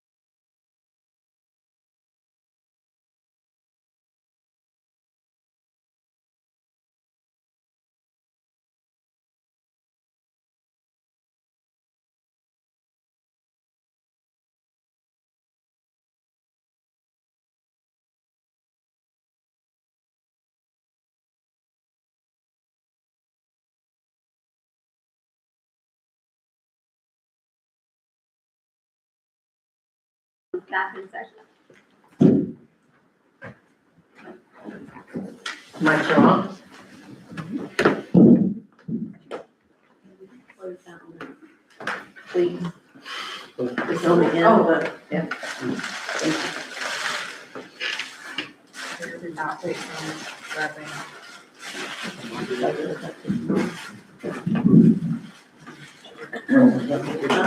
I should have said it. Make sure I give that to you.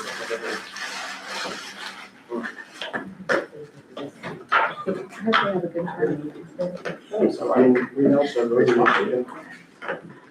So, Upstairs, everybody else in the room, Yeah, I'm ready, man. You don't have to do all that, I just seal it, just to seal it, that's all. Yes, ma'am. thank you.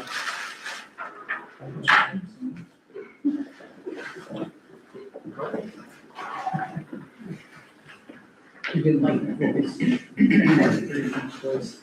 Okay. Okay.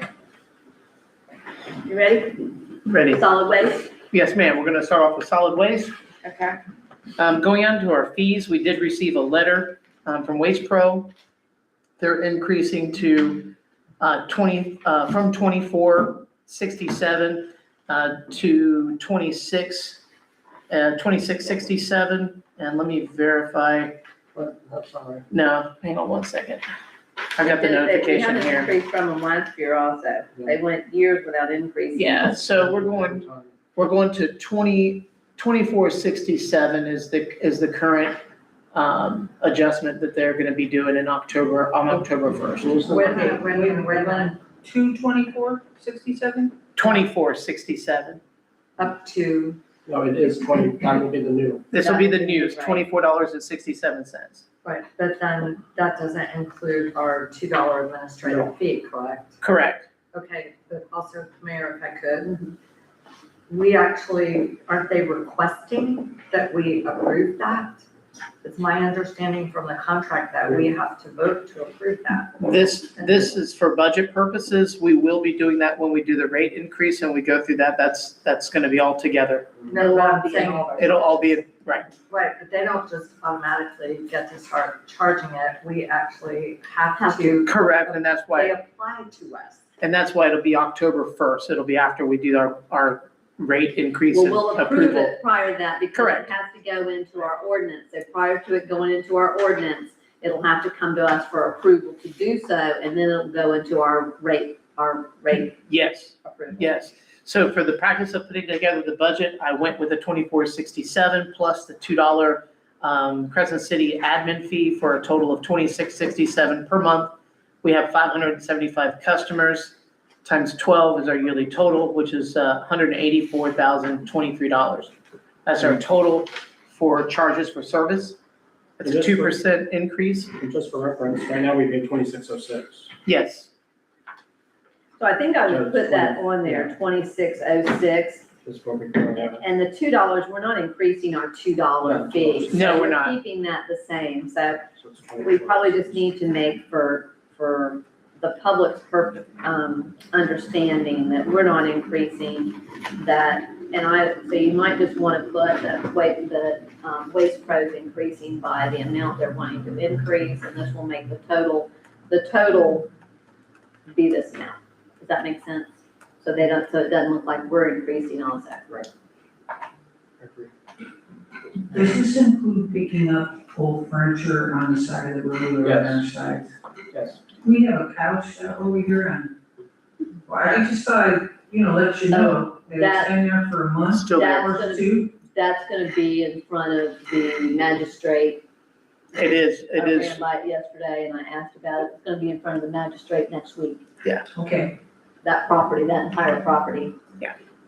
all right. Because I was gonna say, I see not just that couch, but other Other items. items that just kind of hang out forever. That's What I'd like to see commercial, for them and is- that's commercial, so they're gonna treat that separate. That's not under that's not included in this. I They saw- pay separately. That's what, okay, all right, well, that's good to know. And I'm gonna talk to them as well, I would like to see more tagging of things. If they're not gonna take it, I would like them to notify people as well, so people don't feel like, oh, I put it out, nobody told me they weren't gonna pick it up. Yeah. We should see different tags and even color tags based on what type Oh, of look, trash. animal control Yeah, I is just saw actually that. in Putnam, in Yeah, South it's Putnam. Oh, no, they're just passing through. Go ahead. So wait a minute.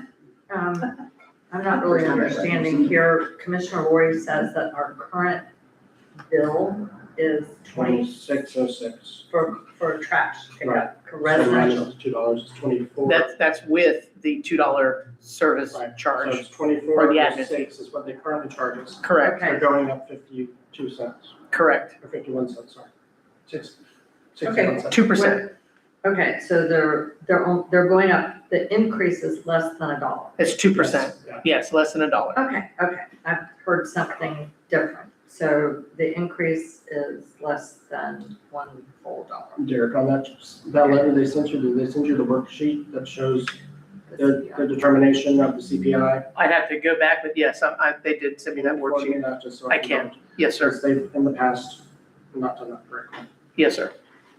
Well, and any error should be construed, you know, if it's favorable to us. No, it was not favorable, remember? No, I know. We're using the paper. I'm saying, If it's not, I should just, I can't. get yourself. The next line item is the garbage contract under expenditures. And that, of course, is the 575, and that's at 2467 for 12 months. I will forward that other determination letter, or I believe it's like an Excel spreadsheet. Yeah. I'll send it over to you. Yeah, I just want to double check them out. Yep, no problem. And then, of course, our, there's $13,800. I verified this. This is a month cost back to general fund. The line item in here for the 1151.57 was what we had in last year. And this year I went in at $2. I just put this 575 times the $2 times 12 months for that calculation. So let me ask you this, solid waste fee, is that what, and the garbage contract? Those are two different, Mhm. two different ones. Are you talking about the solid, that actually, so one of them is the revenues, that's what we're bringing in, and the other one's Oh, the expenditure, contract. I'm sorry, Yep. because I'm like, Yep. where are the, okay, I see it, I Yes, ma'am. apologize. I No, no apologize. worries, and if you break them both out, the one You're below right. for 13,000 is just a $2 admin fee. That's it You're for the right, I'm sorry, 575. I was looking for expenditures, and so, okay. This is probably the most straightforward one Yes. out of all. One It's 2 in and 2 out. Yeah, yep. Okay. That's- Does anybody have any more questions on this? And are they giving us are we giving them a number of households every month? Yeah. Is that what, okay. Yeah, I get an email every month, they want to know how many customers. I just want to make sure that, because there was for a while, just about 20 years ago, but they just picked a number and we stuck with that number for like a whole year, and it was way off. Oh, it's- But yeah, so I mean, because we're billing every month, so we should know what they should be billing us. So, okay. Yeah, That's good, I John. just want to make sure that like it's, because sometimes things don't happen like that. Any other questions on this one? I just have one, and I was gonna look with Jocelyn, but do y'all know when this was, if it's ever been put out for bid again, or when the last I time? can't. Well, here- Well, you can, but we We're can't, not gonna find anybody but waste. they've Okay. got the contract They kinda for lock the it. county, they've got the Okay. contract for the county Okay. and for the landfill. and for the landfill, So we and would the have to pay tipping landfill. fees for Okay. everything. So it Perfect, just. I would wasn't be- sure. I think we're 3 years into this new We contract. should be, I think we did it in 2023 is when the last time we had the And contract. I think it's a 5-year contract. It Okay. is a 5-year contract. Okay. But Yeah, we're it's, kind of Now, stuck. mind you, they were the ones that gave us the advice that we shouldn't bid it out, which, kind of seems interesting that they're telling us that we shouldn't do it. I mean, we could always bid it, but I don't think we're gonna get anything cheaper. There's nowhere else around here, and they do all of Putnam County, Okay, and they run the landfill. the only thing that you would get is from Northwest Volusia, because they service Seville and Pearson. So, Yeah, I've talked- and that's not Waste Uh, Pro. I mean, when we're at the annual convention, you can talk to the people in there, and it's Yeah. like, we'll do anything, and I'm like, yeah, okay, well, how much is it gonna cost? yeah, I mean- everything comes with $1. Yeah. Although I do think that, I don't know why, honestly, in my head, I don't know why our prices are going up this year when they're running one less truck, not having a recycling truck. Price of fuel for them. I mean, I imagine that's what they're gonna come back Well, and we say. pay for an additional pickup in Crescent City, so they do Monday and Thursday, whereas in the county you only get one. But we also were getting recycling picked up on, was it both days? No, just Monday. Just one. They were picking it up on Monday, Was it? and then we get yard waste picked up on On Wednesdays, Wednesday. yeah, and then white goods they can pick up anytime during the week apparently. But so that's one less truck that they run on Monday, so to me, that's a big savings on their part. But that's, something else to consider though is, and we know we've had this discussion before, that if they continue to increase, while this is not, a big increase, but it's still an increase, everything's an increase. I mean, it's. That, and the public here, for the most part, has spoken and said they want that Thursday pickup. That's an option for the community, because we get a couple of people say we want that Thursday pickup, and they're speaking for the entire community. And, how many people, seldom do I ever put something out on a Thursday. So it's a convenience fee, convenience pickup that we have here in town. Okay. But that's always something that, for the community to know that we can always revisit that. My biggest question is, I thought all commercial customers should have a dumpster and not use curbside pickup. And I'm thinking specifically about the laundromat by my house. They pile up a huge pile of trash out there Pretty big. every Monday and every Seen it. Thursday. Yep. And to me, they're a commercial customer, they should be paying and having a dumpster. I don't know that it's required that they have a dumpster. The dumpster fee is very expensive, and so for a small business, Do we have a commercial pickup fee that it's we, not that ours. puts on our We don't, utilities? no, they pay that privately. Okay, but that's, do they pay, if they don't have a dumpster, they pay to have it picked up curbside? Yeah. And that's something that they do separately? They have to do separately from us. Okay. But then there must be a different truck that comes and picks up when they do the dumpsters? Because the dumpster, It's a dumpster truck that comes and picks up yeah, when it does the dumpsters, and they pay for that. We don't, that's not part of Right. this. because we get franchise fees off that. Yes. But I'm talking about, they put that out on Monday and Thursday, and it's a big pile of trash, and they come and pick it up just like with our yard, with our regular residential waste. So, I mean, I'm just making sure, But- to me, that's a lot more money, and they should be paying for that. They're not paying, they shouldn't be paying $24 a month like I do. Well, we don't know, they are paying more because it's a commercial pickup, But how do we know that? Because I mean, because they're doing it's that, not going on the utility bill. because, well, I don't know, that's something that Waste Pro has gotten so sophisticated with their monitoring systems, and they're knowing where those trucks are, and they have cameras on them, so if it's a commercial, they'll go right, if they haven't paid for it, they'll go right by it. That happened over here at the chiropractor's office. He didn't realize he had to pay for commercial pickup, and they were going right by it. I'm pretty sure that's what happened, they were going right by it. So if they don't have that account, they don't automatically stop, but that's something that we're not involved in, that they have to do. And if they having issues being picked up in their commercial property, they have to set that up with Waste Pro. And it is a higher expense that Waste Pro charges. Mhm. And, Can we because like check our with that? restaurants down Check here, with the it. restaurants down here, they put out, you'll see they put it out, but they don't have a dumpster. They're not using a dumpster. Right. Three Bananas has a dumpster. Lockside, they have a dumpster. Lockside has one. But I don't know that it's not a requirement that We'll I'm check in. aware of, that you have to have a dumpster in order to have commercial Right, garbage but you have pickup. to have a contract on But you have to have a contract. because we're not putting that on our utility bills. No. So there's not a commercial fee, so if you're not paying a resident fee, so they're not paying residential fees. Should not be, no. Okay, that's, I just want, And they'll verify that address too when they set those up. I just want to make sure that, yeah, people are paying their fair share.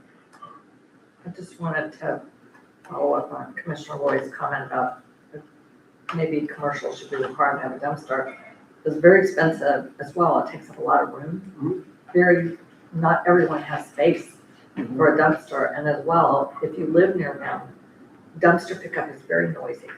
And so, you know, they come And then it's a similar. And quite noisy. depending on the business, they can smell too, Mhm. if you live I'm close just to it. saying, a dumpster is not always the great option. It's just, to I me, would do away with our dumpster back here because it's just a local Yeah, it's a dumpster. local dump.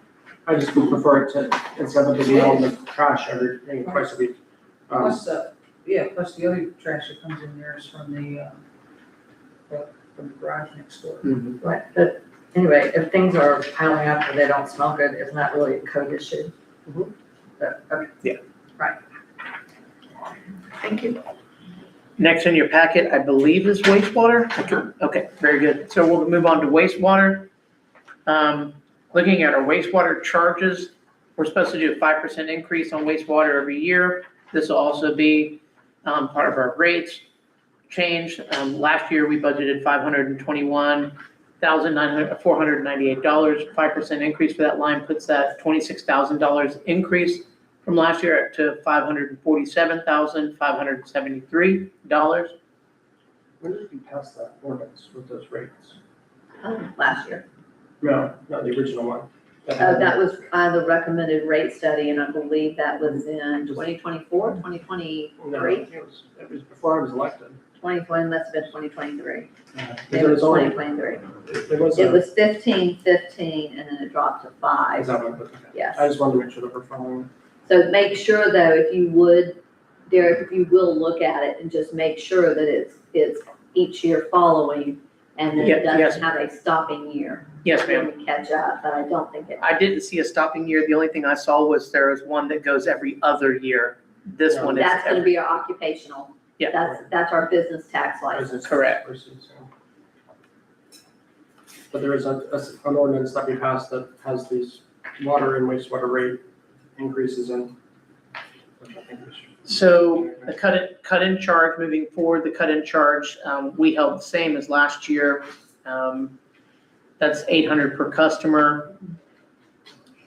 And so our total charges for services this year is sitting at $550,773. Of course, a 5% increase because of the increase in the wastewater charges. So total revenues at $550,773. So what about the 10% sales for maintenance? That should be the repair and replace fund? Yes.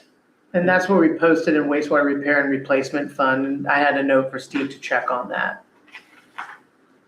Yeah, this is not, we're not budgeting anything. Although, I mean, it really shouldn't be budgeted, it goes into the repair and replace fund. So, I mean, it shouldn't be budgeted as a revenue.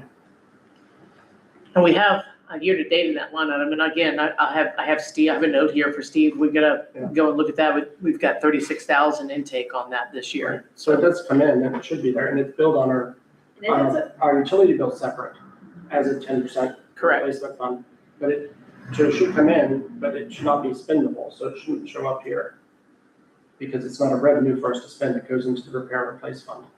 But it's gotta show, it has to show, Where, it has yeah. to balance, so it has to be, there has to be, yes, But One in one. somewhere, you gotta put it somewhere. Right, but it should be a Especially if separate. it's going into that fund, if you need to do a separate one, but Checking you it out. still have to show it Yeah, as the same thing. revenue Same thing on water, and then Yeah. a transfer. Well, we because water is. We talked about that always one. Yeah.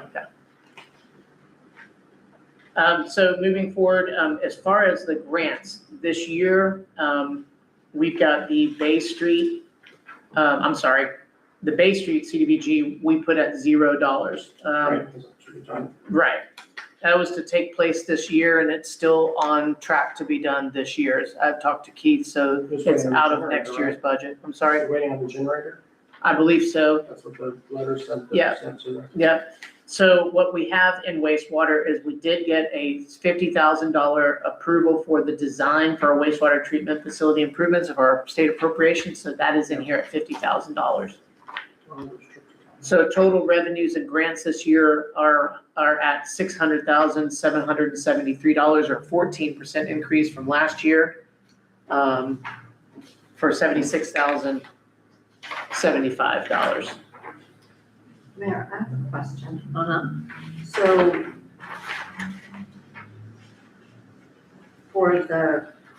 for the gas department budget, we had year-to-date May actual for the solid waste fund and the wastewater fund. That's a column we don't seem to have, which is year-to-date actual. Yes, and I apologize. I have it up here for you all to look at as we're rolling through this. When I printed it this morning, I realized I didn't have that line item, or that line in, so I'm sorry. Okay, because I'm not gonna be seeing that, there's just no way. Okay. There is a print error for me. If you have a question on the actual, I'll be more than happy to Go tell you what back, it is. if you would, to the revenue, if you would on that for the actual. So far this year for the wastewater, 378,645. Okay. And that is up through May. We have 2 months. Okay, that so it's May, okay. Yeah.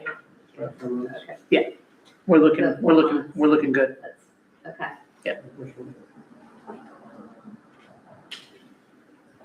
All right, so we're getting down to expenditures now. This is under personnel services. The comments on the side, y'all can see, we've broken this down for a third for Keith Harris, our director, the open position at $17, where Ronnie Grant retired. And then we have Mr. Van Diver out at the plant. Remaining 2/3 for Keith Harris, allocated public works, streets, and water department. So the allocations are correct here. I believe because we had a change in staff, that's why it went down, but there is a 5% increase for the staff that is still here. That is included, that's correct, sir? Correct. Okay, thank you very much. And all of the associated time with that has been adjusted as well. There was overtime cost at $2,000 that I put in. We haven't used a lot out of this budget for that, but Keith and I both feel that it's necessary to keep that in there as we do work with the wastewater treatment facility and other jobs that may need some of that overtime this Let me upcoming go FY. back again, let me go back to 17. 17, line item Line 7. 17, staff salaries, you're reducing it by $5,800. I understand what you're saying, but you also hired somebody, and while he might not be making as much, I'm not sure that we should be doing a reduction in the salary dollars there. Okay. I don't know, Commissioner, and is Jason not included in this? Jason, any portion of Jason's salary is not included in this at all? No. So he's at water. He's underwater. Underwater completely. Okay. And their math seems good with what you guys calculated. Yeah, I just went off the actual salaries. Yeah, what we have, what we're, right. But, How many people in this? And the only reason it went down, Mayor, is because Mr. Grant was at $22 or $23 an hour, something like that. And the replacement that came in for him is at $17 an hour. I understand. Yeah, so we just put the actuals. I had Steve put it, but if you'd like me to increase it back, we can, for sure. That's not a problem at all. We can do that. It just seems odd to me that we had those 3 employees back in 2024 and the salary was $69,500, and then it jumped up to $88,400 in 2025, and then we jumped it up to $92,000 in 2026. And even though Ronnie's it wasn't that significant of a jump. And I don't, these numbers just are,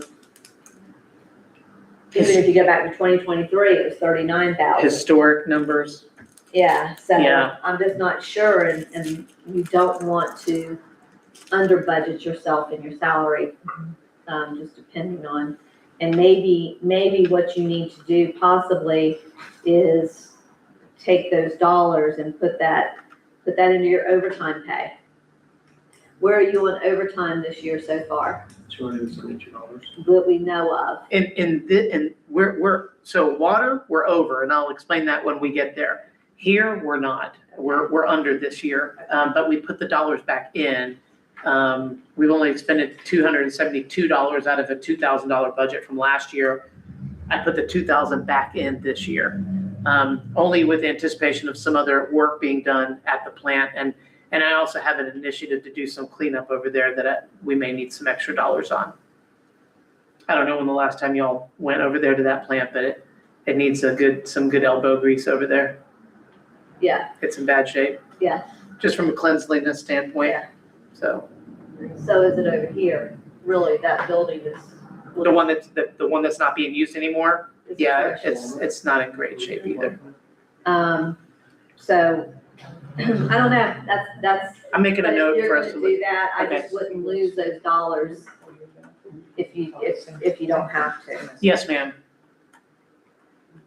Okay, But that's me, and I don't know how the other commissioners feel about it, because I'm just one, but. I mean, we can adjust that back. I mean, one thing that we have to take in consideration, and thank you for bringing it up, because I didn't think about it till just now, and that's what this whole process is.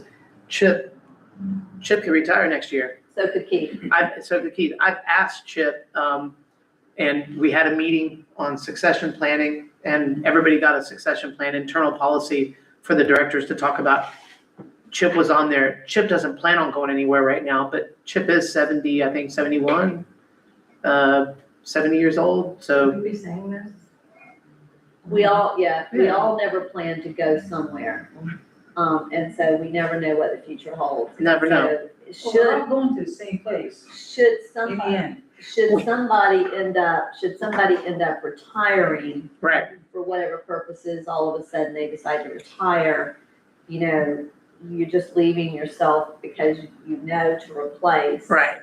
The plan, and this is strategic discussion, because we've had this discussion. Jason is dual licensed. The plan is to increase Jason's pay without having to hire somebody, but we may need to hire somebody. We just don't know. Anything can happen. So I agree with Mayor. I think we should probably put the dollars back in. Can one person run both? I agree. I didn't think about that. I'm sorry. Can one person run both plants? Absolutely.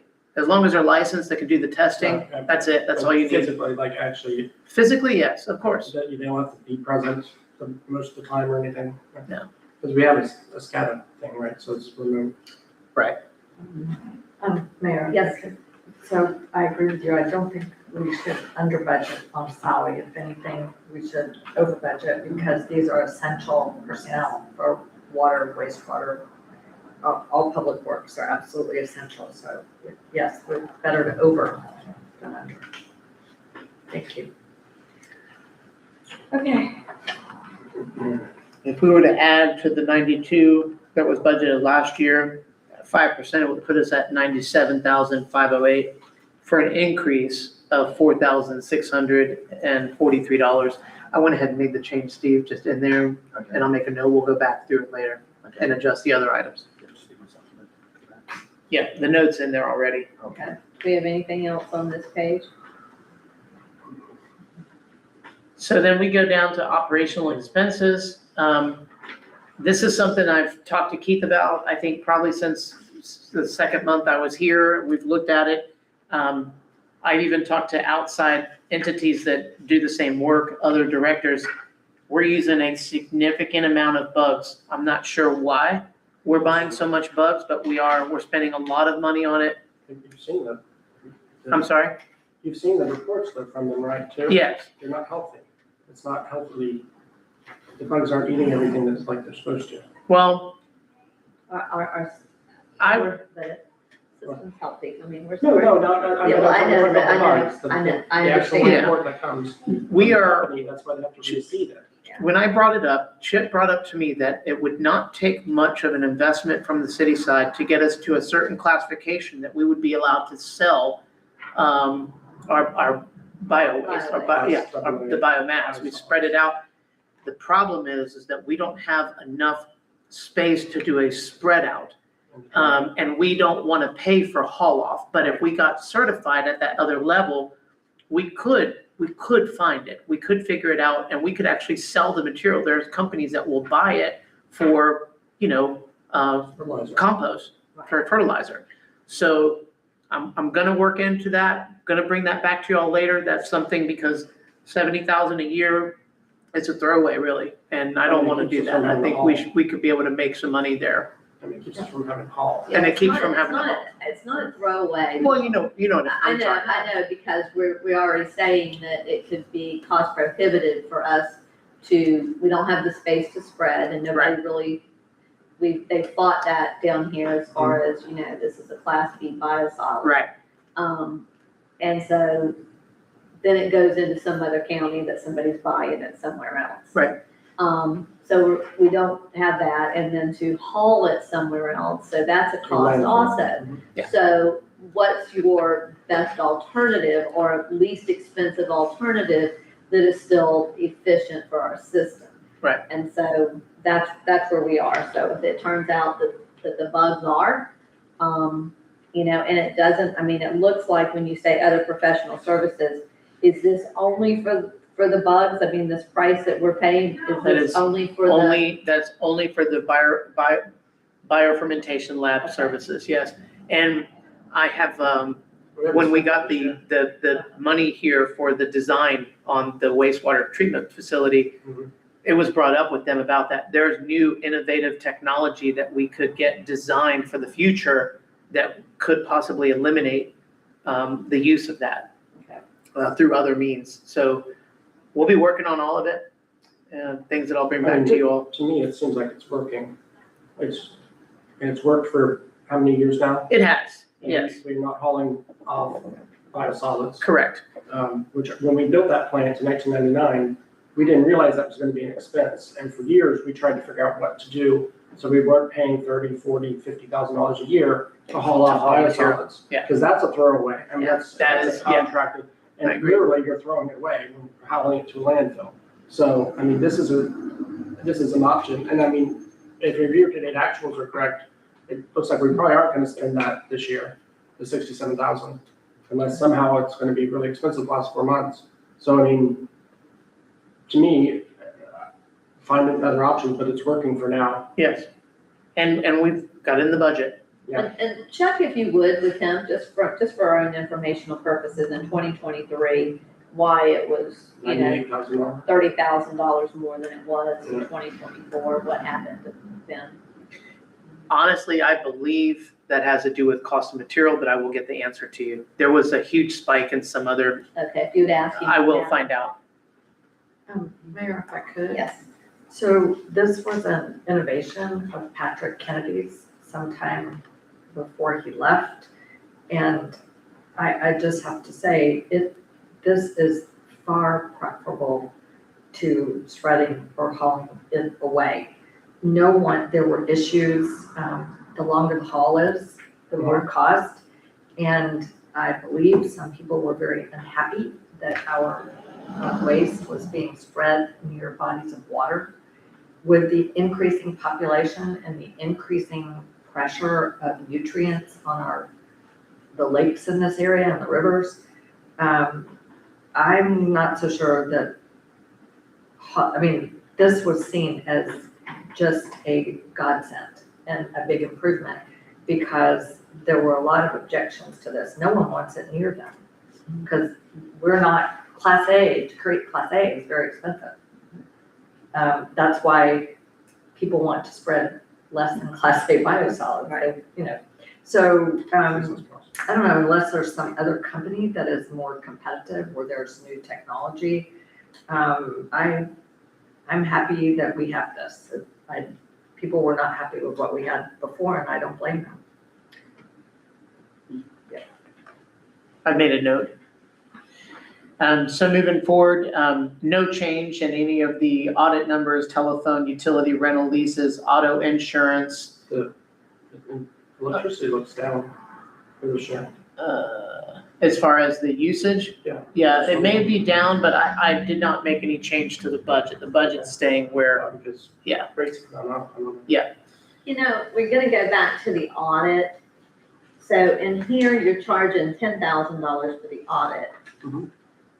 Look at your revenue based on that and the amount of employees that we have in gas and to be audited. And then in the audit up here in gas, you got it at 6,000. Right. So I think you need to be, yeah, we need Should be to based have on a revenue, formula, wouldn't what is it based on? Well, yeah, because this is more, I mean, gas Yeah, has a higher revenue. And we've talked about it, I've asked for the breakdown of how we come up with that, and I believe Steve has a calculation for it, a spreadsheet for that, for the spread out of for the calculation of the audits Yeah, and we've for got the a insurance spreadsheet, and all we that. probably need to just look at. Yeah. It needs to be equitable across. I agree, And I've got a note on here to look at that. and what we've done, I and mean, last I would year, think based on revenue would be. Yeah. Are you agreeing, Mayor? Not necessarily, because you can have more revenue and less employees. some of that should be based less on the things, employee You know, so I think it should staffing. be staffing Yeah. and operations. I agree, and I know what happened when I came in last year, we went off of the year prior, and so this year is going off of last year, so it's been a snowball effect. I would just look at that, just to make sure that, Yeah. you know. Sure. We'll look at that for reallocation. So moving forward, building repair, this was actually up significantly from last year. There are needed repairs to the facility. It was constructed in the early 2000s. We do not have a deferred maintenance program right now, but costs for repairs are increasing for materials. So we've already spent, as of May to May on the facility, on the building, $4,400. We budgeted $2,500. I've increased that by $1,500 this year to $4,000. The next item is vehicle repair and maintenance. This includes $2,500 for tires and oil. There's only one vehicle for that, which is Chip's vehicle that this is for. I kept the same line item that we had last year. We spent almost $1,400 this year. Well, wait a second. Sorry. We spent on one vehicle, on tires, $2,500 in oil for that in oil? That's On one included. vehicle? Number one, he doesn't drive enough to go through. How many sets of tires did he go through? I think it just one, but I think so believe far there's, We've only spent $1,300 Yeah. a day on. right. It's just what's in the budget for tires and oil. But we've only spent to date $1,300 this up to May. This is repair and maintenance, this is maintenance. Yeah, vehicle repair and maintenance. Let's just make sure that when we're putting tires on these vehicles, I mean, I have trucks and we put tires, we just put a set of tires on it. We sure didn't pay that kind of money for, you know, And oil Okay. changes are about $100 a pop. about $100 Okay. off, and Don't that's we do it after ourselves? 6,000, 5,000, Oh, 6,000 yeah. miles, depending on the age of the And vehicle. don't we do them ourselves? I don't know, are we doing it ourselves now, the oil changes? No. We're not? No. Okay, No, we're not. I didn't know if maybe now. Yeah, I don't think so. If, and when we'll get to that, to the lease vehicles, they'll I take mean, care of all that maintenance. we probably could get together, Michelle and I, and tell you where we bring our cars and our trucks and whatever for oil and tires, and Yeah. it does not cost us kind of money. Okay. And we buy the good stuff. Yes, oh, Just so believe you me, know. mine, yeah. Equipment repair and maintenance, this is really important. There was a lift station that needed repair. It cost the city a lot of money and the city wasn't ready for it. I included an additional $26,000 for that said reason. Lift station repairs needed throughout the city. I know that there are some down at Fletcher Park. We have an issue with the lift station down there. It's why the bathroom's been closed. And then, of course, any unforeseen items that come up. The system is aging, and without full replacement, some of these things they're gonna die, and we're gonna have funds to replace them. Some of them before they die? I'm sorry? Can we replace some of them before they die? Well, that's the plan. Okay, but wait a minute. So is there going to be some place in this budget that we are going to have an estimate of when these things are aging out and how much they're going to cost and when those costs will be needed? I can work on that, but right now, we have to have a placeholder in there. And so balancing the budget with what we had, I put the extra 30,000 or 26,000 in this line item, because previously there was only 23,000. We've used this year 17,000 up to May out of the $23,000 that we had budgeted last year. I talked to Keith. it is good to have a buffer in here in case something happens, because they don't necessarily need full replacement, but you'll need to replace parts and pieces, and the work is very expensive. You need a capital improvement replacement fund for this. Absolutely. That we are, And I'll get we with should Keith. have, and you should also have an inventory, and you should have a running inventory aging so that we know, I mean, there's no reason why we should have any of our lift stations be subject to Correct. sudden death or to have to be pumped out several Correct. times a week. You Go should ahead. have these in a maintenance If I plan. could be recognized. Yes. Okay, since I came to this commission in 2019, there have been several city managers, and I have asked, and Harry Banks agreed with me, and I think Commissioner Laurie has agreed with me. And our very briefly here, Finance Director Dale Walker said he could do this, and he showed us, I think it was Keystone Heights book that had this. We desperately need for long-range planning and to do budgeting, we need what the mayor just said. We need the capital improvement plan that includes, I think it's supposed to include all equipment that costs over $5,000 or $10,000. Mhm. I was promised, the whole commission was promised a schedule of a listing of that equipment and when it would be expected to age out, so that we could appropriately budget and judge our expenditures from the Better Place plan. And this has been something that has just not happened, but the lift stations are one of the most key things in Correct. the entire city. And just so this group knows, so I dug in the computer, I did find the digital copy of the CIP that was created in 2022. I've taken that, extrapolated out to 31 from now, and I've started filling it out. I've sent it also over to Jason Shepler and to Keith Harris to fill in the wish list.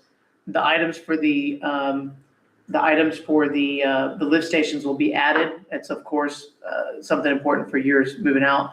Paving, asphalt work, all those types of items are things that are going to be on there. And then of course, our future appropriations are the jobs that we have kind of cycling right now. So I plan on having that to you all very soon, and we'll definitely have it approved. The plan will be approved with our budget this year. That is my goal. So we will have it. But Mayor, if I could, Yeah. it's, even before we get to a wish list, what is our essential equipment that? Well, that's what I mean by a wish list. It'll be all the essentials. Everything will be there that you're looking for. I don't see any of it. To me, a wish list is something optional. What I am very keen to know about, and I would imagine the rest of the commission would be, is what is the essential operating equipment and how, what life is left and how much is the replacement cost? Yeah, those are key components that are a part of the CIP, which would be under your equipment. But the CIP is in fact a wish list of the items that you want to complete years out. Whether they're a large project, you set the threshold, 25,000 or I more. think I think that you're talking really kind of about you're talking about two different things. She's talking about what we currently have, our equipment that we currently have in place, and having a capital improvement, maintenance, repair, whatever, budget for that, so that we have an idea. Yeah, You're thinking, I mean. and that's a deferred maintenance program. Exactly. Correct. So what you're talking about is all the Infrastructure.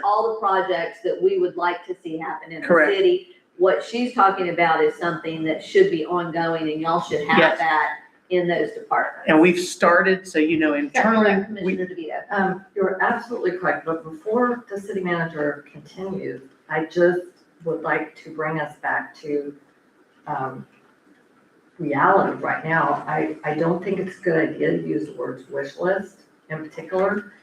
We have on the upcoming November general election ballot, a property tax reduction constitutional amendment. And my point about that is, I don't think the sentiment of the general public is really with us to be talking about wish lists.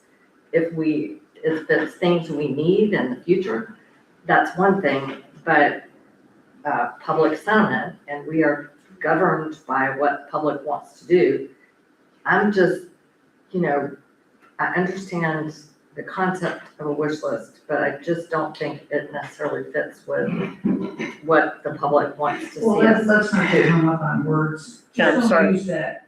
I won't use that. terminology. It's gonna be in line with objectives and goals that the city has already set forth, things that are in the master plan, things that are in the CRA master plan and comp plan, so it, I think what bothers me though is it seems like we just let things go until they really die. It's like we are not really on any type of maintenance schedules on anything here correct, in the city. I mean, this is just one thing, like you go cars, trucks, whatever. right?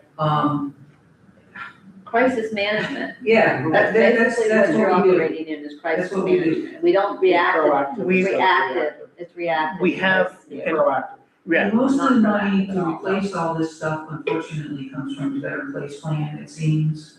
And that's not really what I don't think that's what that's for, is this crisis management that we have all the time. We bought more trucks and everything else out of that budget than anything else that I can see, where I think we'd better spend it in other places. I mean, we need a lot, okay?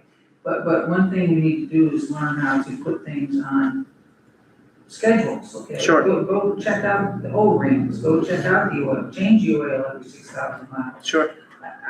We just don't do those things. So And that's the only thing I have to make a phone call, by the way. Okay.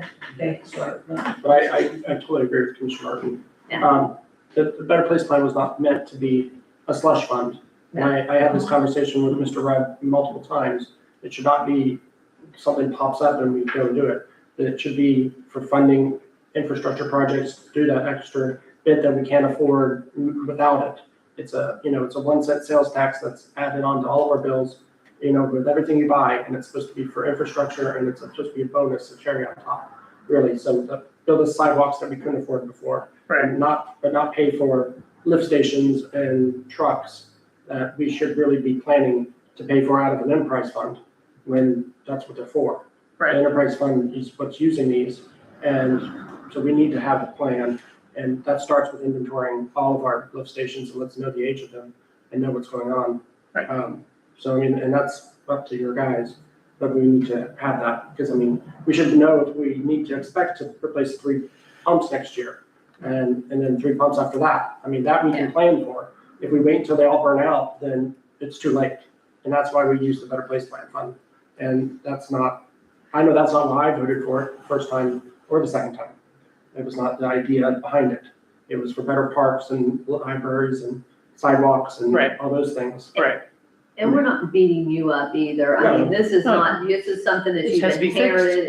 It's been Right. ongoing for years before me, Yeah. before most of us This as whole- commissioners. The They've commission never, has been reactive, not proactive. yes, and We're so gonna- I think going forward though, that we, especially in light of what we're possibly faced with, Sure. we need, I still believe we still need to have goals and objectives. We, just because things happen doesn't mean we get stagnant. We need to continue moving forward. We need to figure out a way to make sure that these enterprise funds, because this is where it's gonna affect, general revenue is what's gonna be affected. Yeah. These enterprise funds need to be able to make sure that they can sustain themselves They're generating. and not, because there will not be those monies to take out of the general revenue. And if we do have additional in the general revenue, that's where our goals and objectives can be improved. Okay. But do y'all feel that same way? And the enterprise funds are paid for by ratepayers, Yes. not by citizens. It's not by residents.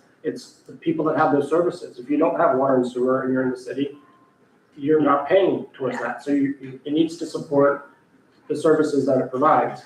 And if you have gas, you should be paying for the system to run it. So, and that's why they're different, between the So, and the general funds, like you said, what's gonna be under Yes. pressure if things change with property taxes. So Right. we need these things to be able to handle themselves and stand on their own. so I would recommend as soon as you can, you, Jason Scheffler, Keith,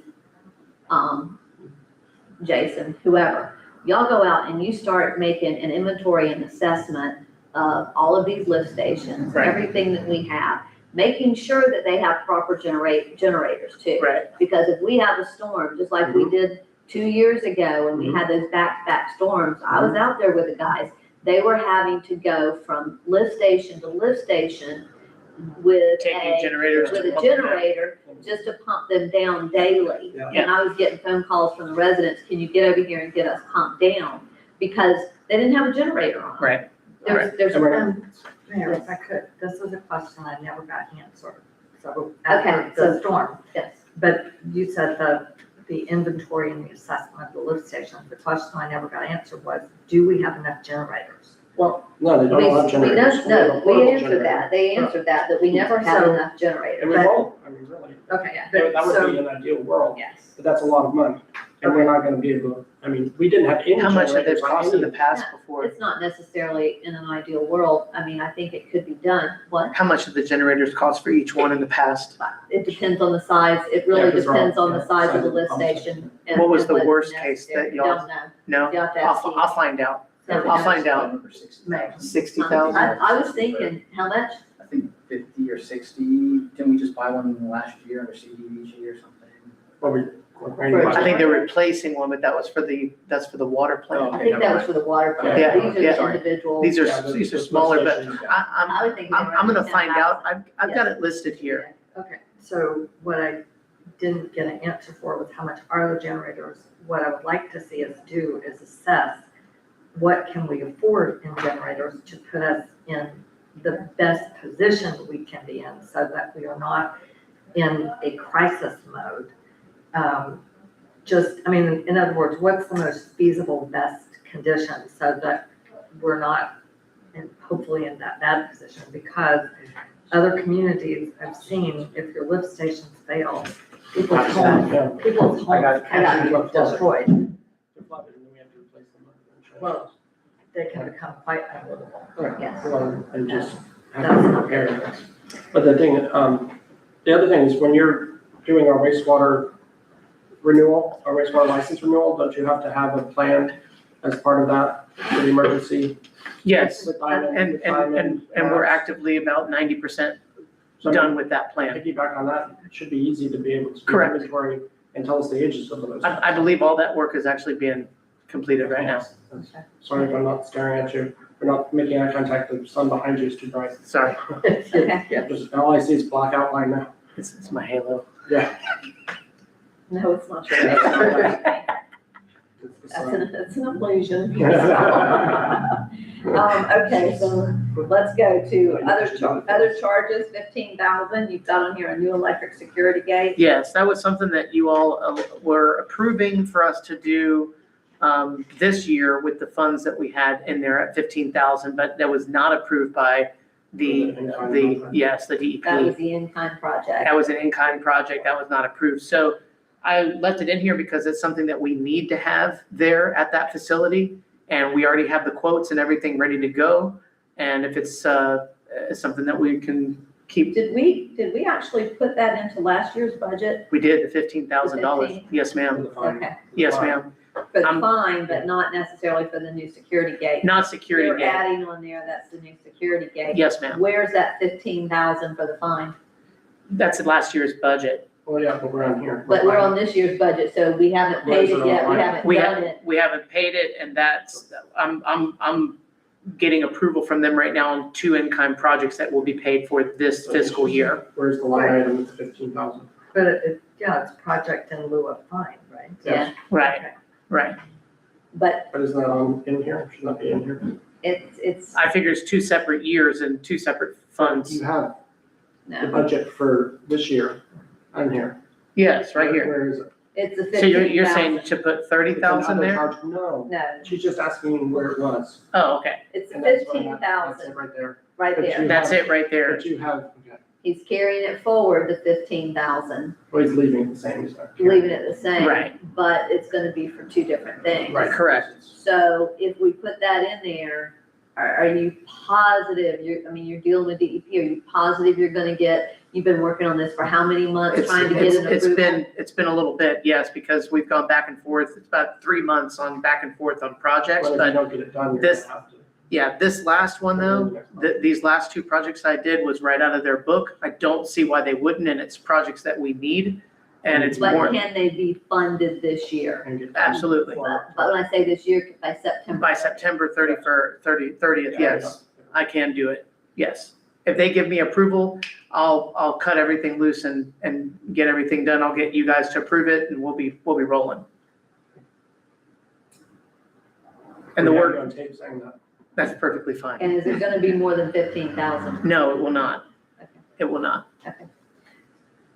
Bad debt, it doesn't look like we're doing anything. Are we going after any of What that? are we doing? Yeah, what, I mean, where are we even our with debt that? has been, yeah, it's been accumulating. I thought we were getting it to a debt Collection? collector, and then every month in the city manager report, I'd see nothing added.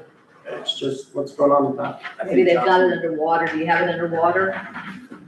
I think Jocelyn's been backed up too, because I kind of asked how that was going. I think she's kind of backed up in that whole process.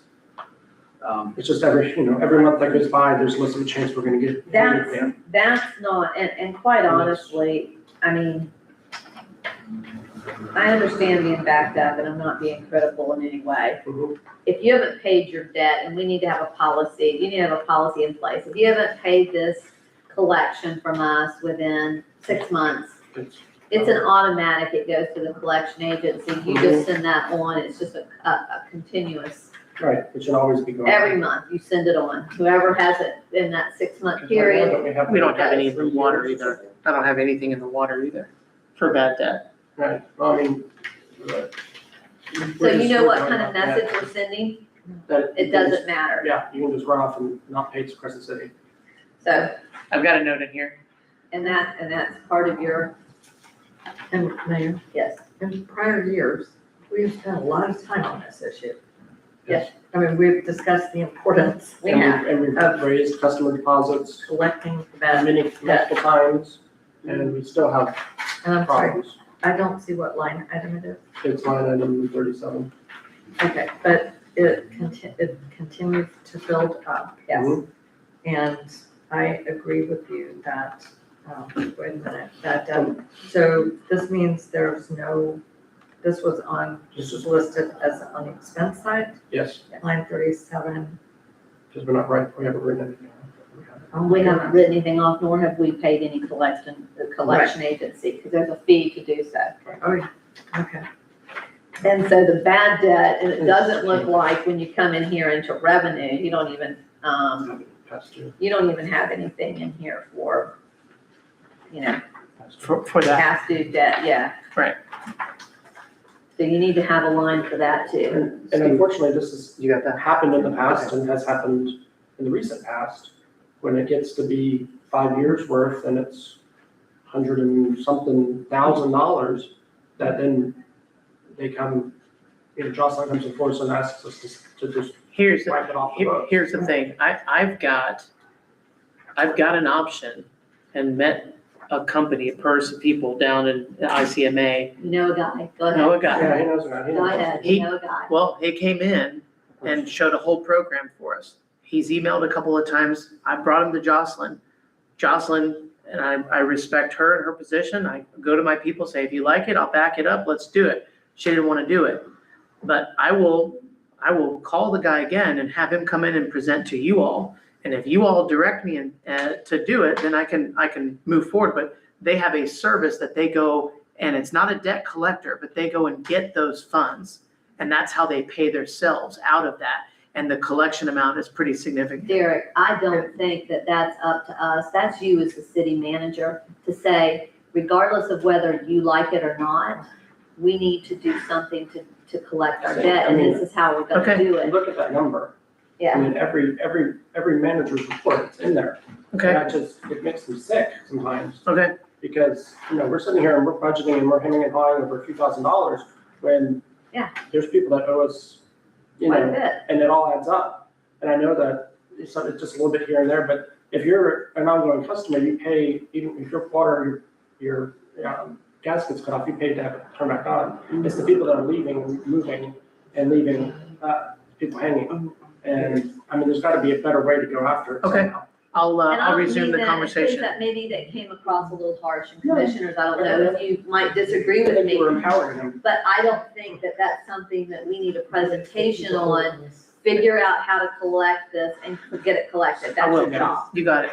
Because right now, Unless what's there's a working isn't significant working. cost. No, Unless it's not. there's a significant cost that's not going to be covered through those collections. The cost is actually covered through the Right. collection, so it doesn't cost us So- anything. But you've got 3 people over there. Right. Okay, Okay, I'll take care of it. Fully staffed. Costs money. Yep. I don't know, to me, it seems like that's, sorry, You're a good, little harsh, but you're good. I'll take care of it. Message you were you can just carry. encouraging me. and empowering. Thank you. So let's see, where are we at? IT support. IT support, no changes there. Office supplies, no changes there. Going on to operating supplies, this is a change because of a significant increase in the cost of chlorine. Not necessarily the amount that we're using, but the cost of chlorine itself has gone up significantly. We're already at almost our budget in year-to-date at May for this year. And so I'm increasing that by 43% or $6,000 to a total of $20,000 this year. I mean, we have to do it, so. The cost of fuel is the same way. Diesel held the same. I think I went up $100 just to make it 500. I didn't like 400 sitting there. That of course is small tools and other things they use cleaning, but the gas itself, that went up to $1,500 or $150 more. You know, They're gonna spend more than that. I think gas itself is starting to come down, and that really has to do with things that are outside of our country, but Geopolitical. yeah. But it's gonna go back, I can It's guarantee you, this. based on the last couple of days, it's about to go back up again. Uh, So you just need to be prepared for that. okay, We might as well be over. Yeah. okay. Because it seems like the cost of gas, we always Yeah. are over. We always spend more than what's budgeted, you might as well budget higher. And also, what you've got in the cost of gas here is that for a good portion of the year, or for some period of the year, y'all were going and you were buying it Correct, up there, and we weren't doing it down here. right. Everything, you're assured that everything's being done down here, and does everybody have, we know exactly the code that everybody's, how much everybody's using. That is what Is that monitored? That is what I'm being told now as far as monitoring. I'm not personally monitoring. That's something that Keith has been doing. And everybody's been getting gas You get out a there. report? I should be able to get a report. You need to get a report. Well, you should always have a report. You should always have a report And it should be weekly. to know if somebody's using more, so if somebody's, we have to be able to control that too, to make sure that there's, not that we would ever, anybody would ever. Right. But you just wanna make sure, That there's no, you know, Take away it's any- gotten many an agency in trouble before Yes. because they're not monitoring the usage. So don't we have GP? No. No, we don't. No. Okay. We don't have I that, know we don't that's have a dumb cameras, we don't have question. anything. I don't know why I asked that, but I just. It's like being in the 1960s. Pretty Um, much. Okay. We've been doing this Yeah, since Mayberry. the I'm 1960s. sorry, I keep trying to turn this down. Mayberry, they had Barney, he took care of all that. Membership, Not necessarily Andy, but Barney did take care of it. membership and training. We're at, for Florida Rural Water Association renewal, $500. The best $5 we ever spent. Yeah, for sure. Cost allocation, general fund, same as last year, Mhm. holding on that. Nothing's changed. Equipment and machinery, there needs to be a couple upgrades here. I put in, an additional 61, and I was balancing the budget, but that number has gone from 5,000 to 11,182 for equipment and machinery. So right back here on cost allocation, general fund, make sure that you're consistent across all of these enterprises with the correct verbiage. Yes. Okay, Remember, It we should be talked about that indirect cost administrative, yeah. allocation. Indirect cost. And I guess, again, we still don't know what the formula is. is this indirect cost allocation? Yeah. Yes, because you look at this, it's 145, and then how much in gas are we, I mean, so. Yeah, I don't know. We're looking into We that. need to make sure that I know. we can back that up, yeah, so forever. And I'm surprised our auditors, yeah, that's should be Yeah. part of our audit. All right. We need to make sure we. This one has the bond payment interest over South State, Mhm. kept that same as last year. 25-1, no change there. Total operating expenses have gone up by 10% or $40,207 for a total of $429,900. On that bond payment, can we find out how much we owe on it and what the Yeah. payment is and all that stuff? I'll get all the data for you. And again, Derek, let's go back to our cost allocation general fund. So you've got it budgeted for gas at 113,100. Mhm. Okay, Budget. 5 employees, four or 5 employees. Over here, wastewater, you've got it at 145,000. To be It's fair, we didn't come up with these numbers. not equitable, so Okay. we need to figure that out. And Okay. again, the reason we're saying this too is keep this in mind, is we need to make sure that these enterprise funds, if we lose general revenue next year, that they're paying their share. Okay, That's important. Mhm. So okay, you need to figure out the formula that best suits that, and it needs to be across the board for all of them. you got it. And there needs to be some basis and backup Yes, for it. yes. So that in case we ever get challenged because of the changes in And we the state laws saying that you can't do general fund transfers. Yeah. That's why I'm saying we don't need to use that word because it's not a general fund transfer. Okay, It's It's an indirect, administrative cost, yeah. indirect cost allocation. And so we need to be able to back up that with some sort of reasoning. Just like with the CRAs. okay. I've got a note on there. I mean, somebody at some point came up with a number and we just keep using that number. But I'm sure there was a reason There that, has to be a percentage, something, but has that's to be back beyond up. any of us. If not, we'll create another and we'll bring it Figure to out you. another number, but we need to have some sort of, Create another number. Yeah. it's based on square footage. That's right. Based on something. With some basis. Yeah, but we need Um, something. So moving forward, Bay Street was taken out of here. I've talked to Keith, that's gonna be completed this year before September, the end of September. And so we've got the wastewater treatment facility improvements design, the new grant, that's in there at 50,000. And so our total operating expenses and grants is at $479,900. Right now though, because of those changes that I made, we're over, so I need to make some changes to this budget to balance it out, Okay. but I'll do that. I'll take it. Yes. Well, wait a second. Well, we changed, because we changed the Well, salary. I know we changed, but what's our revenue? I don't know, when you budgeted to begin with. On the printout. Well, Mayor, if I could, Yes. I mean, it looks like, I don't know, well, Doesn't no, it? mine says 0. Yeah, Mine, it should. mine Yeah, says zero. it was, On the printout, but changed that. mine says it balanced. I was looking, the adopted budget for last year, it said was in the red 52,000. But I don't have a spreadsheet actually. So, because you're showing the budgeted revenue at 600,773, and then you come over here and you're telling us that the budgeted expenses are 479,900. Yeah. So you're not balanced there, your expenses are Way already under. way under. Yeah. And that's with not doing the additional, Yeah, you're gonna check the formulas. Yeah, I'll check them. Mayor, yeah. if I could, my total operational expenses, line 51, on my sheet, it says 429,900. Plus the 50,000 that you have for the grants. So the total at the bottom, it should, or not. Oh, I see, got it, so Yeah, it so should be another different line. we're taking out, you've got 133,000 in for personnel services as well.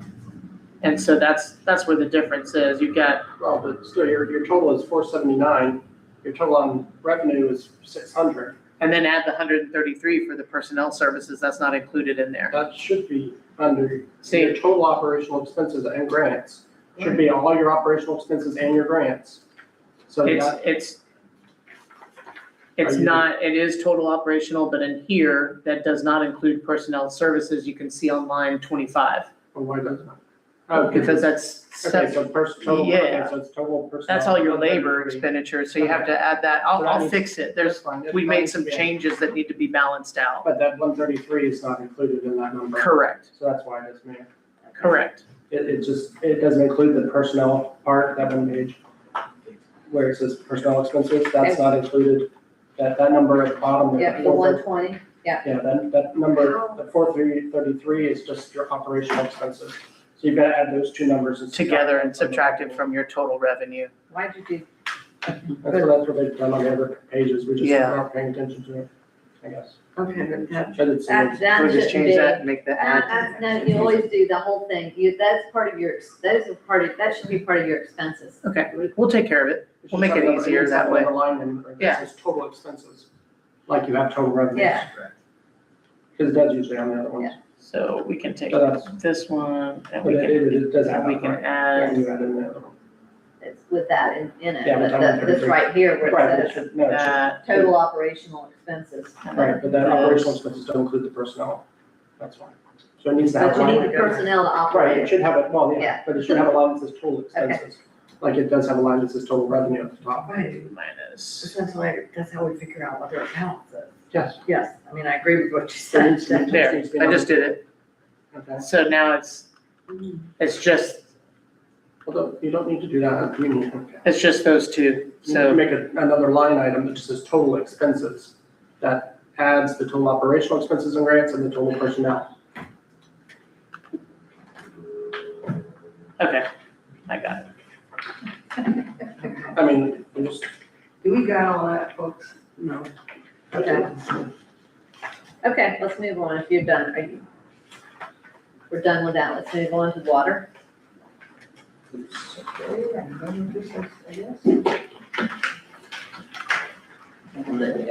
There we go.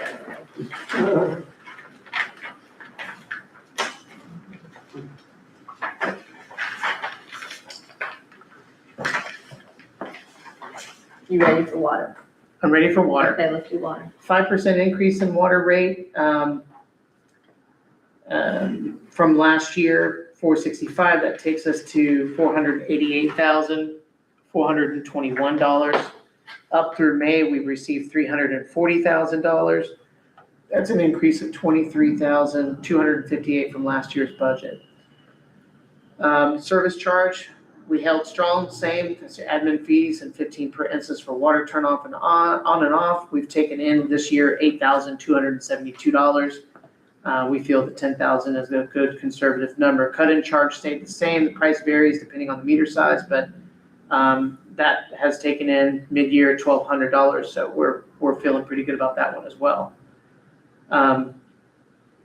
You have a total revenues of $501,971 for an increase of $23,258. That's a total of 5%.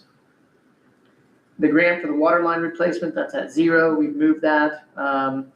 The significant change on this budget, of course, from last is the North Main CDBG that actually is being worked on right now as we speak. It'll be done by October of this year. That's $585,000 that's out of the budget for this year. Everything else is zeroed out. All the projects have been completed. The new city, Lake Street and, or Lake Street South Water Tower water main improvements, $112,000 appropriations have been put in. That gives you a total for revenues and grants of $613,000, or $613,971. And that is a decrease of 66% or $1,209,742. And that's because of the projects that have been taken out and completed. Lake Argenta, North Water Main, and the CDBG. Wait, Mayor, I have a question. So you sent us an email from, I think Representative Sapp's office that told us we received 2 projects. Yes, ma'am. One was the $112,000, That was the wastewater, The other one was wastewater 50,000. design that we just Right. went over.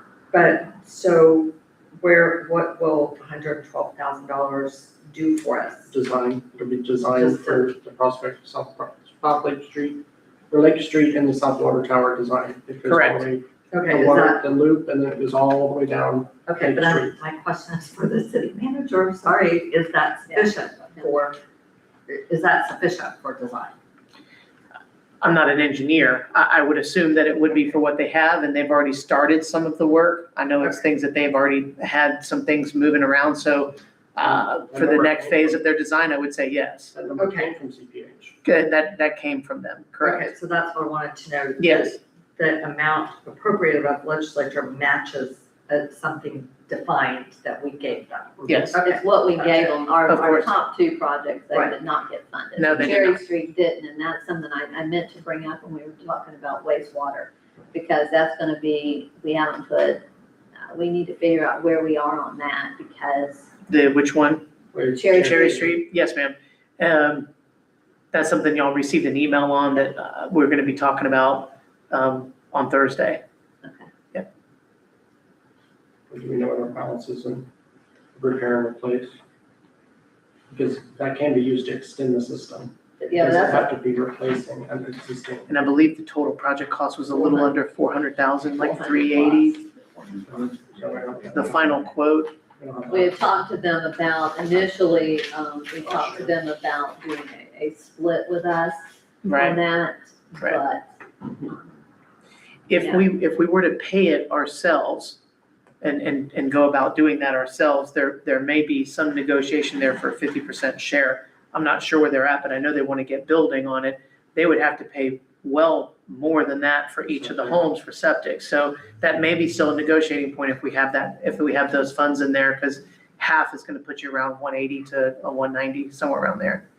So I think the cost came in at either 360 or 375. It was under 400,000, the lowest bid that we got. And they're still holding, by the way. We've talked to them, even after the appropriation.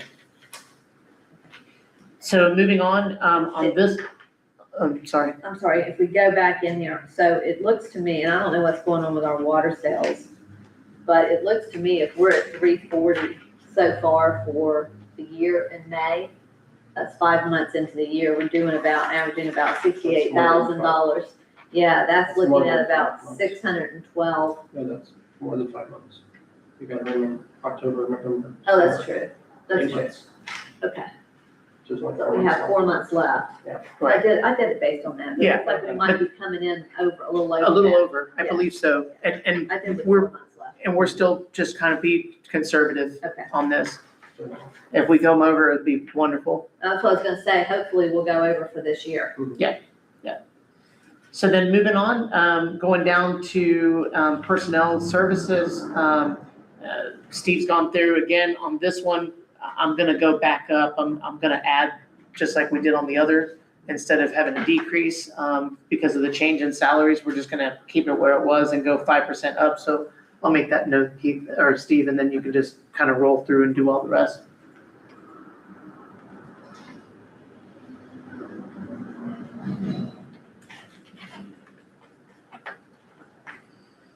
So instead of having the negative number, it's actually gonna increase by $5,000, and then we'll have some other increases there.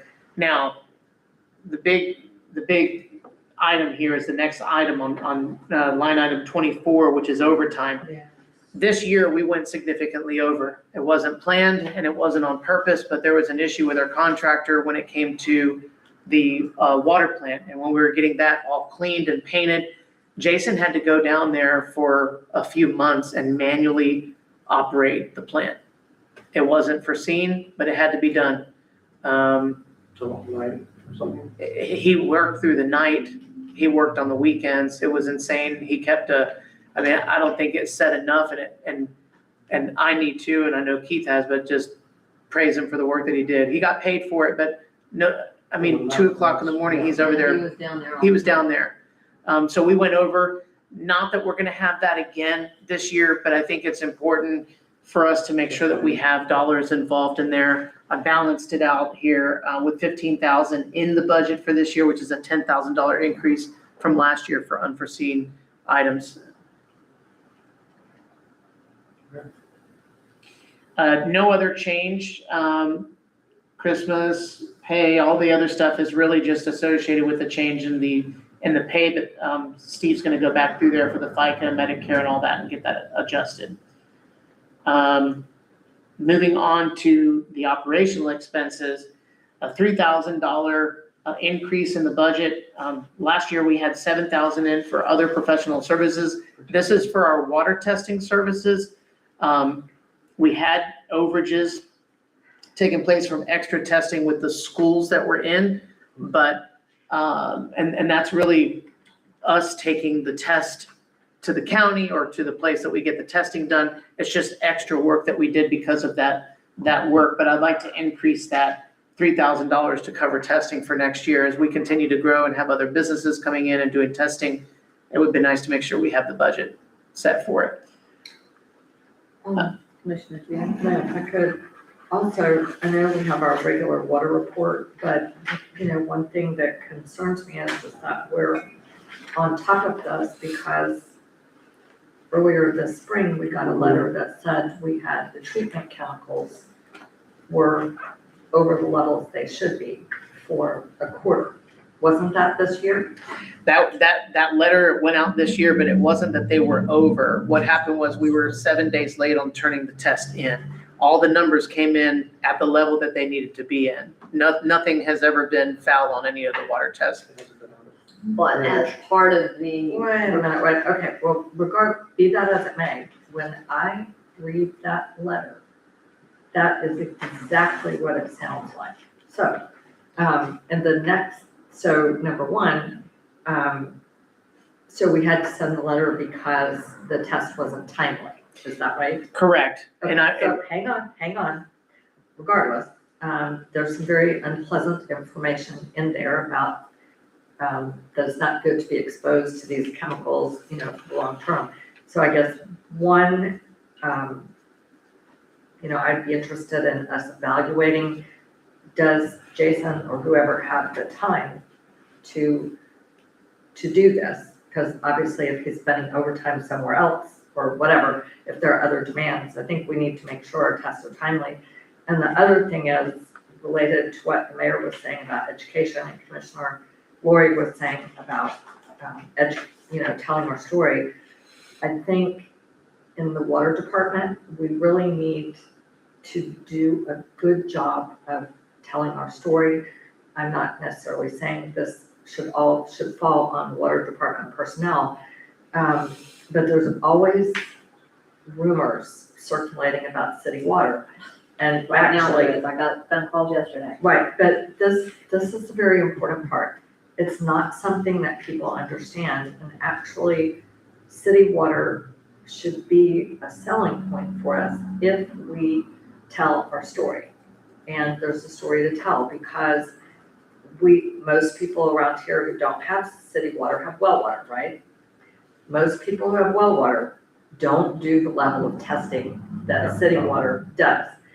There's two things. We test in a way that would be very costly, and is also, when the power goes out, our water has to meet certain standards, and also when the power goes out, we generally have water.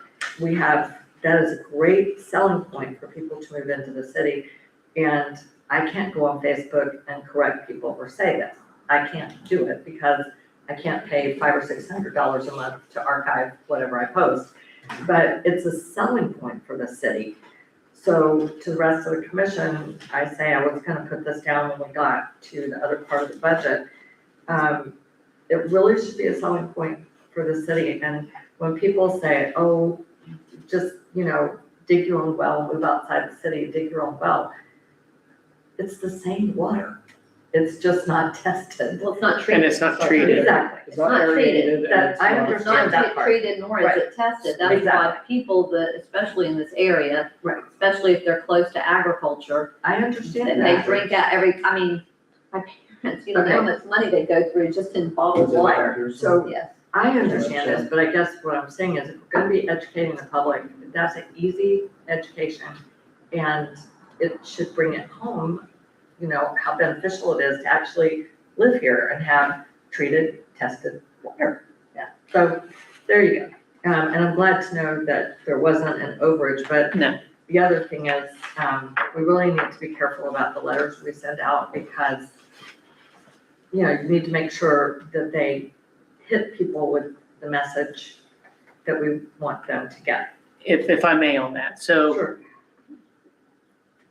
there was a recommendation, a recommended date and time for putting in the test.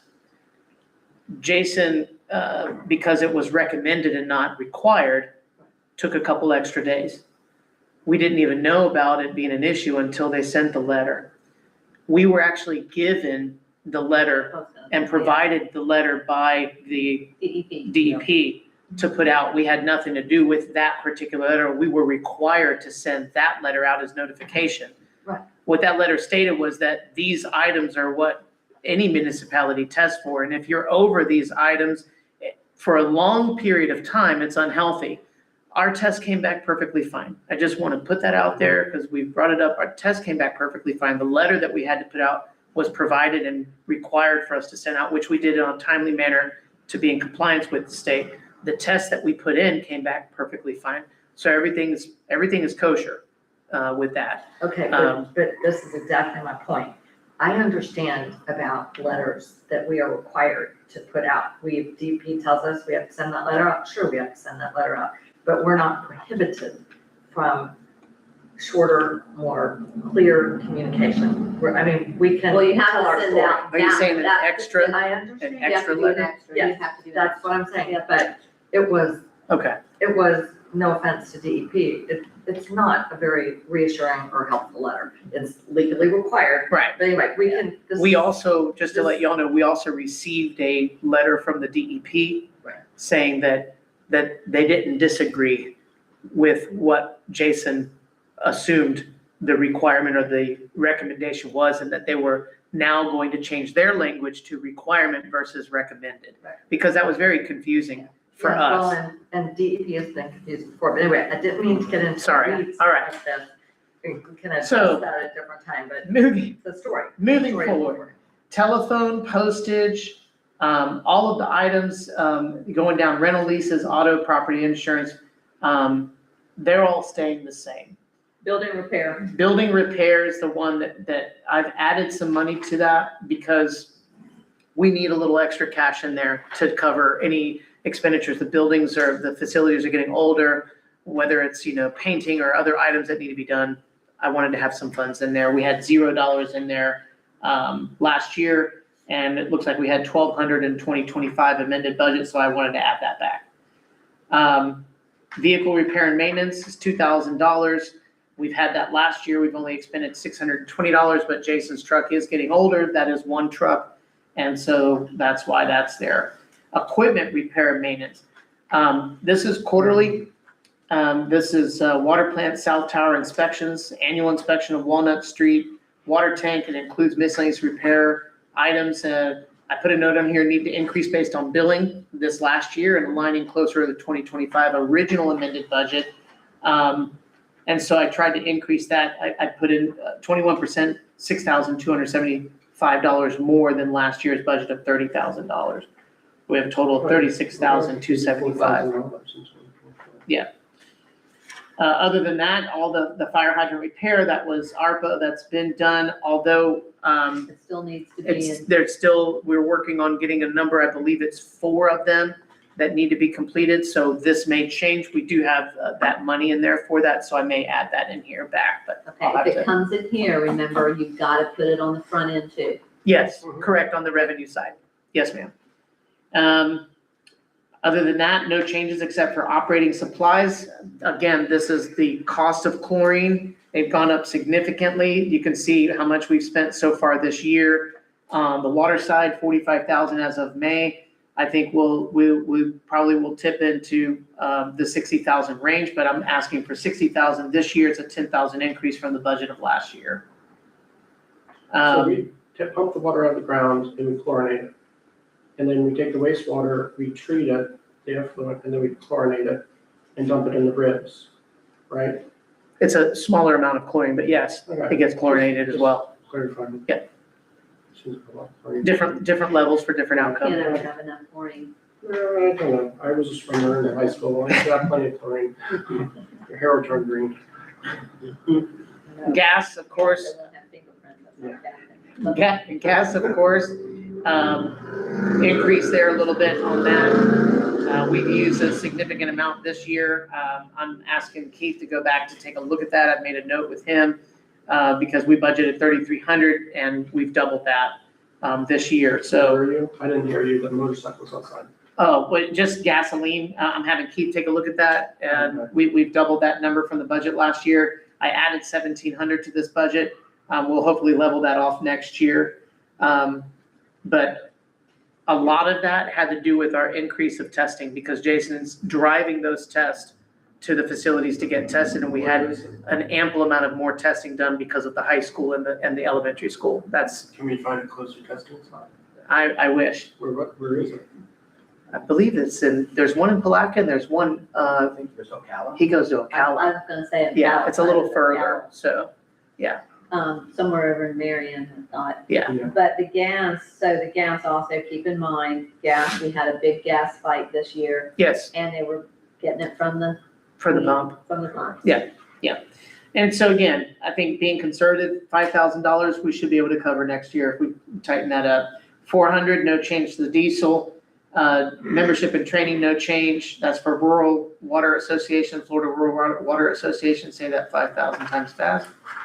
And then, of course, I'll have the language changed in there for our allocation on this, and we're gonna work on the percentage to make that even and equitable. So we have a total of operational expenses at $331,973. With the changes of the grants, that's down 32% or $157,339 from last year. Grants are down there separate. The grants are down there separate, so that That's should a not, change of. Oh, I'm sorry, you're right. $1 This is the change from the garbage, Yeah, the garbage. garbage contract came out. Yeah, Yeah, because that's always supposed to be separate. yeah. And I'll make sure I double check that the total is correct. And then we've added the Lake Street, which is 112,000 for the grant. And so our total operational expenses and grants is $443,953. And the net position change right now, we're a little 14,000 in the red, but that's from the changes made. So I will make sure I get that balanced out. how much are you showing in grants? 112. Okay. Right here, 112,000. And the total revenue and grants was 613,971. So when you do the total grants and the operational and you need to put a total expenditure line. Yeah, I'll fix that for, you're talking about adding the 184,000 for the personnel expenses? Adding all three of them. Expenses, yeah, Personnel, I'll do it like I did the other one. personnel, operational and Yeah, grant. I'll fix it. Total expenditures, because we have total revenue. There was a reason we split that out last year, and I can't remember why. But there was a reason we did. Having section 7 is fine, but you still should have one that has all of them combined. Yeah. So you Yeah, can look at the We'll total, take care of it. the total revenue, I got and it should match. I got it. I mean, you're doing that in your formula, but that doesn't help us see a number. Yes, sir. Yes, sir. I mean, I do like that you have the personnel separate, because that way, that's really our biggest expense, in each fund, and it should be, besides buying water, paying for gas and water, Okay, natural gas. do we want to, so you're done? Do we have any more questions on water? Anybody? No. Okay. Do you want to trudge on through, or does somebody need a break? I just need 2 minutes for the restroom. That's it. Mayor, 2 You minutes. didn't raise your We hand, might need a little sorry. more time than that, than 2 minutes, okay? But we always have to stand in line. Go ahead. You need to understand that. So we advertised for today, the enterprise funds or we look at the general fund, right? What did we advertise? We advertise for all of the budgets, all the budgets, Yeah. which would include the Better Place and the CRA. Okay, that's not what was on my agenda. My agenda said, Sharia, what did we advertise for? I thought we were doing, All of them. because remember we had this issue last time, we Yeah. said we would just put on there just a blanket. Yeah. Then I ran when I ran the agenda by you, it said enterprise fund and general fund update. okay, that's what the agenda said. It said an enterprise funds and general fund update, but This before I posted it? pardon, regardless of what it says, we have been here 5 hours. Mhm. We did not get these things before we walked in this morning, or at least I didn't. personally, I think we would be better off and do a better job, if we could set a time to come back and look at Better Place and CRA budget. Because we have been here a long time, and I think the time was well spent. The agenda just says enterprise and general fund update, But I think, so we can't do CRA and better place. but I think the time this morning on the gas issues was very well spent. Yeah, just not having you got through all night will be some time. Okay, so everybody get your calendar out, because calendars are filling up, so that would make us done, unless you need to go over something with us on the general budget. Do we need to? Yes, I do have something I want to pass out to everybody to look, and Let's get that done. I will email it later. Since we're talking general fund, I'll speak real quick. So we got the DR 420 from the county and verified that we do have a rollback rate. I'm gonna pass around the rollback rate. This first sheet that you're gonna have is what we have now. The second is our rollback rate. And so if the commission would like me to work on a budget associated with that rate to bring back, I can, but right now we're working off of our max rate, which is our current rate Putting today. that up there so that we can, or am I just So there's passing? three. it? You're just passing it around, and I'm gonna email a copy to all of you. Okay, Well, all right. Well, it's given you have both of them, correct? Both, yeah, current and the rollback. And if we were to do the rollback. Yes. Okay. I believe it's around a 78,000, 70 some odd $1,000 difference between the two. Because we looked at that. Yeah. I mean. Okay, you can just hand this to Commissioner to be done. I'll email I them, I'll email them to you, Commissioner Okay. Ward. I have, so wait, these are, That's the DR 420s from the county, the rollback rate and their current rate. okay, so you're going to email these documents to us? Yes, I will. You can make a copy, we can make you a copy, because she doesn't want an email. Okay. I can make a copy. For tomorrow. I mean, it's short, I mean, it's fine. So basically, the rollback is 8.1734. Okay, so you want me to send these back down the other way? Or, so you to show you. I got them, There you thank you. Okay, I could have done better dropping that. Sorry. I would have. Okay, everybody have your calendar out? Speaking of calendars, were you invited to the I was gonna ribbon cutting announce tomorrow that, morning? I'm going to announce that. I've got that on my list of things to announce. And I don't know, that wasn't up to me, But we were. but And we didn't I get an asked, official yesterday announce too. and was told to please, yes, invite the commission. That they've got tomorrow morning, they've got the ribbon cutting at 9:00 in the morning At the elementary at school. elementary school. oh, okay, This is tomorrow Okay. morning? Yeah, Tomorrow tomorrow morning morning at 9 a.m. well, nobody told me. There was not, well, nobody, It was, they have, Nobody told me. they have a new public relations person working at the district, is what I understand. Got it. Actually, 9 a.m. and I got mine through a thing. Ashley McCool's been doing this, so she knows. Which is not there anymore. No, I know, Yeah, so I mean, that's why we weren't. invited. but I talked to you along that yesterday. I've got things, and, it can't, that's how it came to me, and so I sent out the request yesterday, I think it was yesterday, yeah, it was yesterday. Do I need to let the commission know, and I'll be with them on Wednesday? And she said, yes, please let the commission know if they don't already know. And I let the other mayors know also. And I don't know if I was, but I let the other mayors know. So tomorrow morning, 9:00, I don't know where, I'm just gonna show up and go wherever the cars are. There's it'll one, be there's right one there. entrance, as you turn on Union, it's the first entrance that goes to the parking lot. The second entrance for buses The, open to the public on the, I believe it's on the 13th. is right out community night. Yes, Where, I was community night. I was gonna mention this, at the Women's Club. Yeah. But board meeting, a retired teacher who works with the schools told us that community night is Thursday, the 16th. Let me see, I've gotten several dates for that too. Cause I was gonna ask you about Maybe it that. is the 16th.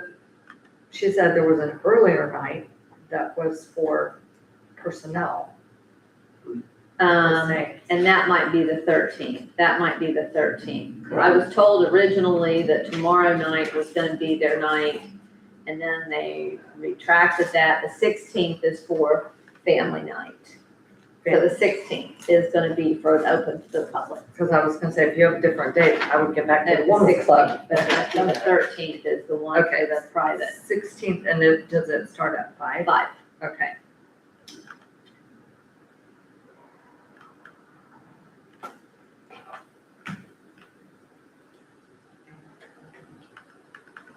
So everybody has their calendar out. When do we wanna do our next workshop? Right, and how much time do we need to, You've got Better Place and you have CRA. right, but I'm saying we don't, because I have next week. I would say an hour for each, Okay. at the most. They shouldn't take that long. I'm looking at days. I'm not available on Tuesday, the 14th at all. I have a medical appointment. And then Commissioner Lori and I are going to the Preservation on Main Street from Tuesday, the 21st to Thursday, the 24th, although I'm probably not leaving until lunchtime on Tuesday, the 21st. You're gonna stay over, or you're gonna drive back? Oh, no, I'm staying over. Because they go, start early and, I know, I've been to many. Yeah. Right, right. So, you know, And this time it's not like walking distance, is it? no, It's Well, it would be I'm sorry, what dates were those? The 21st to the 24th. 21st to So I 24th. mean, So next week is good. my question is, I guess we have enough time to notice it if we meet Thursday or Friday yeah, we have enough time. for a workshop? Okay. So next, Don't we have enough time? You can't do the 21st, you have that, orientation. I do, but they don't either, they can't either on the 21st. So the week of the 21st through the 24th is out. right, the 20th would be the only, The 20th, we could do it that Monday, yeah, because or we could do it that Thursday, the 16th. we can still do it next week, we just don't. Right. have to do What this about- on Paper. What about Monday or Wednesday next week? Yeah, Wednesday next week, I think. The 15th?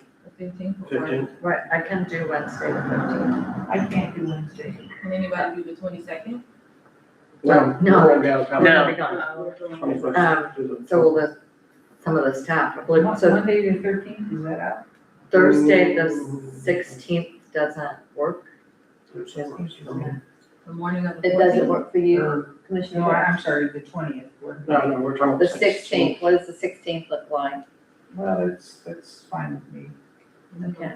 They do have a PZ and historic preservation that evening, right? On the P and 16th? Z is on the 16th at 6 Yeah, o'clock. we're talking about the 16th. But we could do that morning. Yeah. I have a staff meeting at 9 that should be done by 10. Let's see, Thursday, Let's Friday. do it 11. But I'm just thinking, I mean, I would, Okay. yeah, 11 o'clock 11 a.m. on on the Thursday, the 16th. Okay.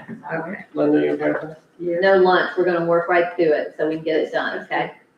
Right, so have a hearty breakfast. Or just bring snacks with you, apparently? Okay, now I'm gonna be very specific on this. CRA. CRA, Better Place. They'll be ready. They're already ready. Just in case, do you need to put on there something that generalizes the general budget? Do you all And want the to? overall, why don't you put the overall 20, just put those, you can put those, and then at the end, put the overall 26, 27 budget, just in case anything comes up between now and then, and you've got it covered. Okay.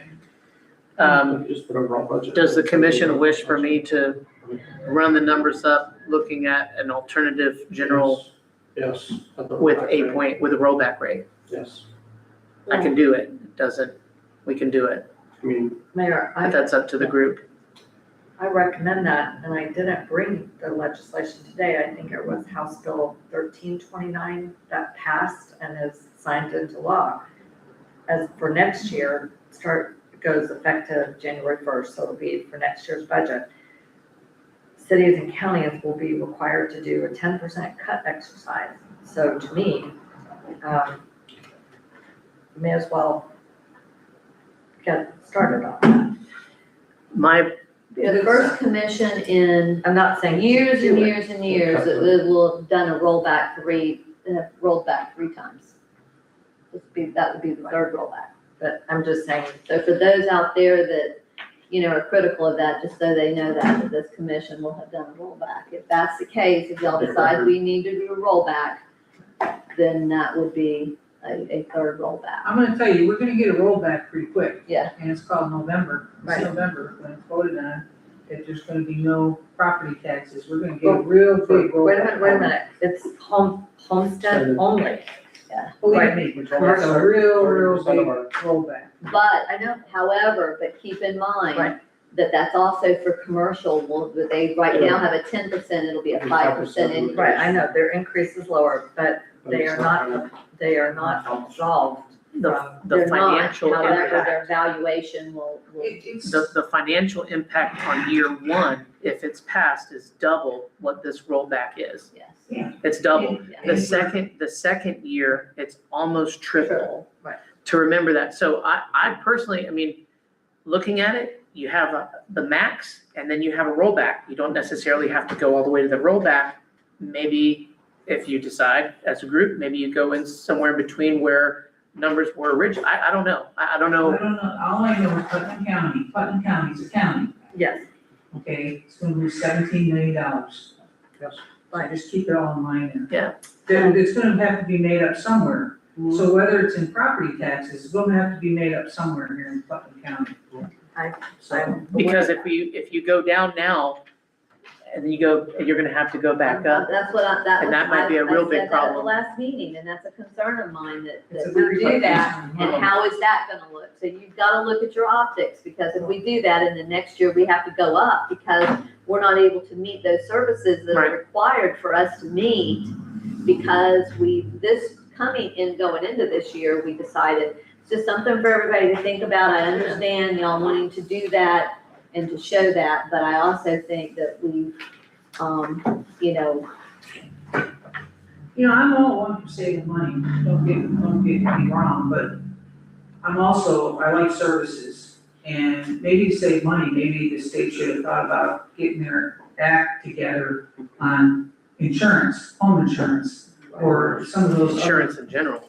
other services, or, lobbyists, to save us money. They didn't do that. I want to also bring to everyone's attention, you probably already saw this, but, there's the webinar next Monday, the Yeah, 13th at 10 o'clock. Yeah. Make sure if you're interested in it, it's gonna give you, it's at 10 o'clock, you have to register for it. Yeah.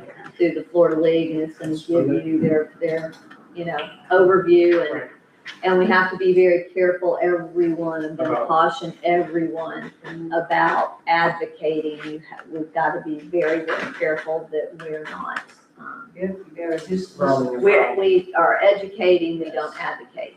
Right, Yes. well, Yes. you have to be very clear. Yes. We can give the facts. We can give the That's it. facts, No that's opinion. it. And that's it. The facts. Ma'am, I have one issue that I wanted to bring up, and then there was, I don't know how many of y'all saw a news story or an alert that there is now rabies in cats in one particular area of Volusia County. And the reason I bring this up is, A, there's several people here who do cat rescue and probably more who feed cats. And then there's the issue, this is just something to put on our radar screen. I don't know if we're gonna follow it or what, but y'all probably all got the letter that was sent to the commission that ARC is not going to operate the mobile unit. I don't know what's going to happen to it. But the cat overpopulation problem and the dog overpopulation problem, I think cats are worse, is significant. And I looked up the figures, every female cat can result in at least 100 cats over 5 years. Interesting, every male cat can impregnate every female. Oh, I know, but I'm just saying, I think we should only neuter the male cat. This is- To get it easier, just go after one.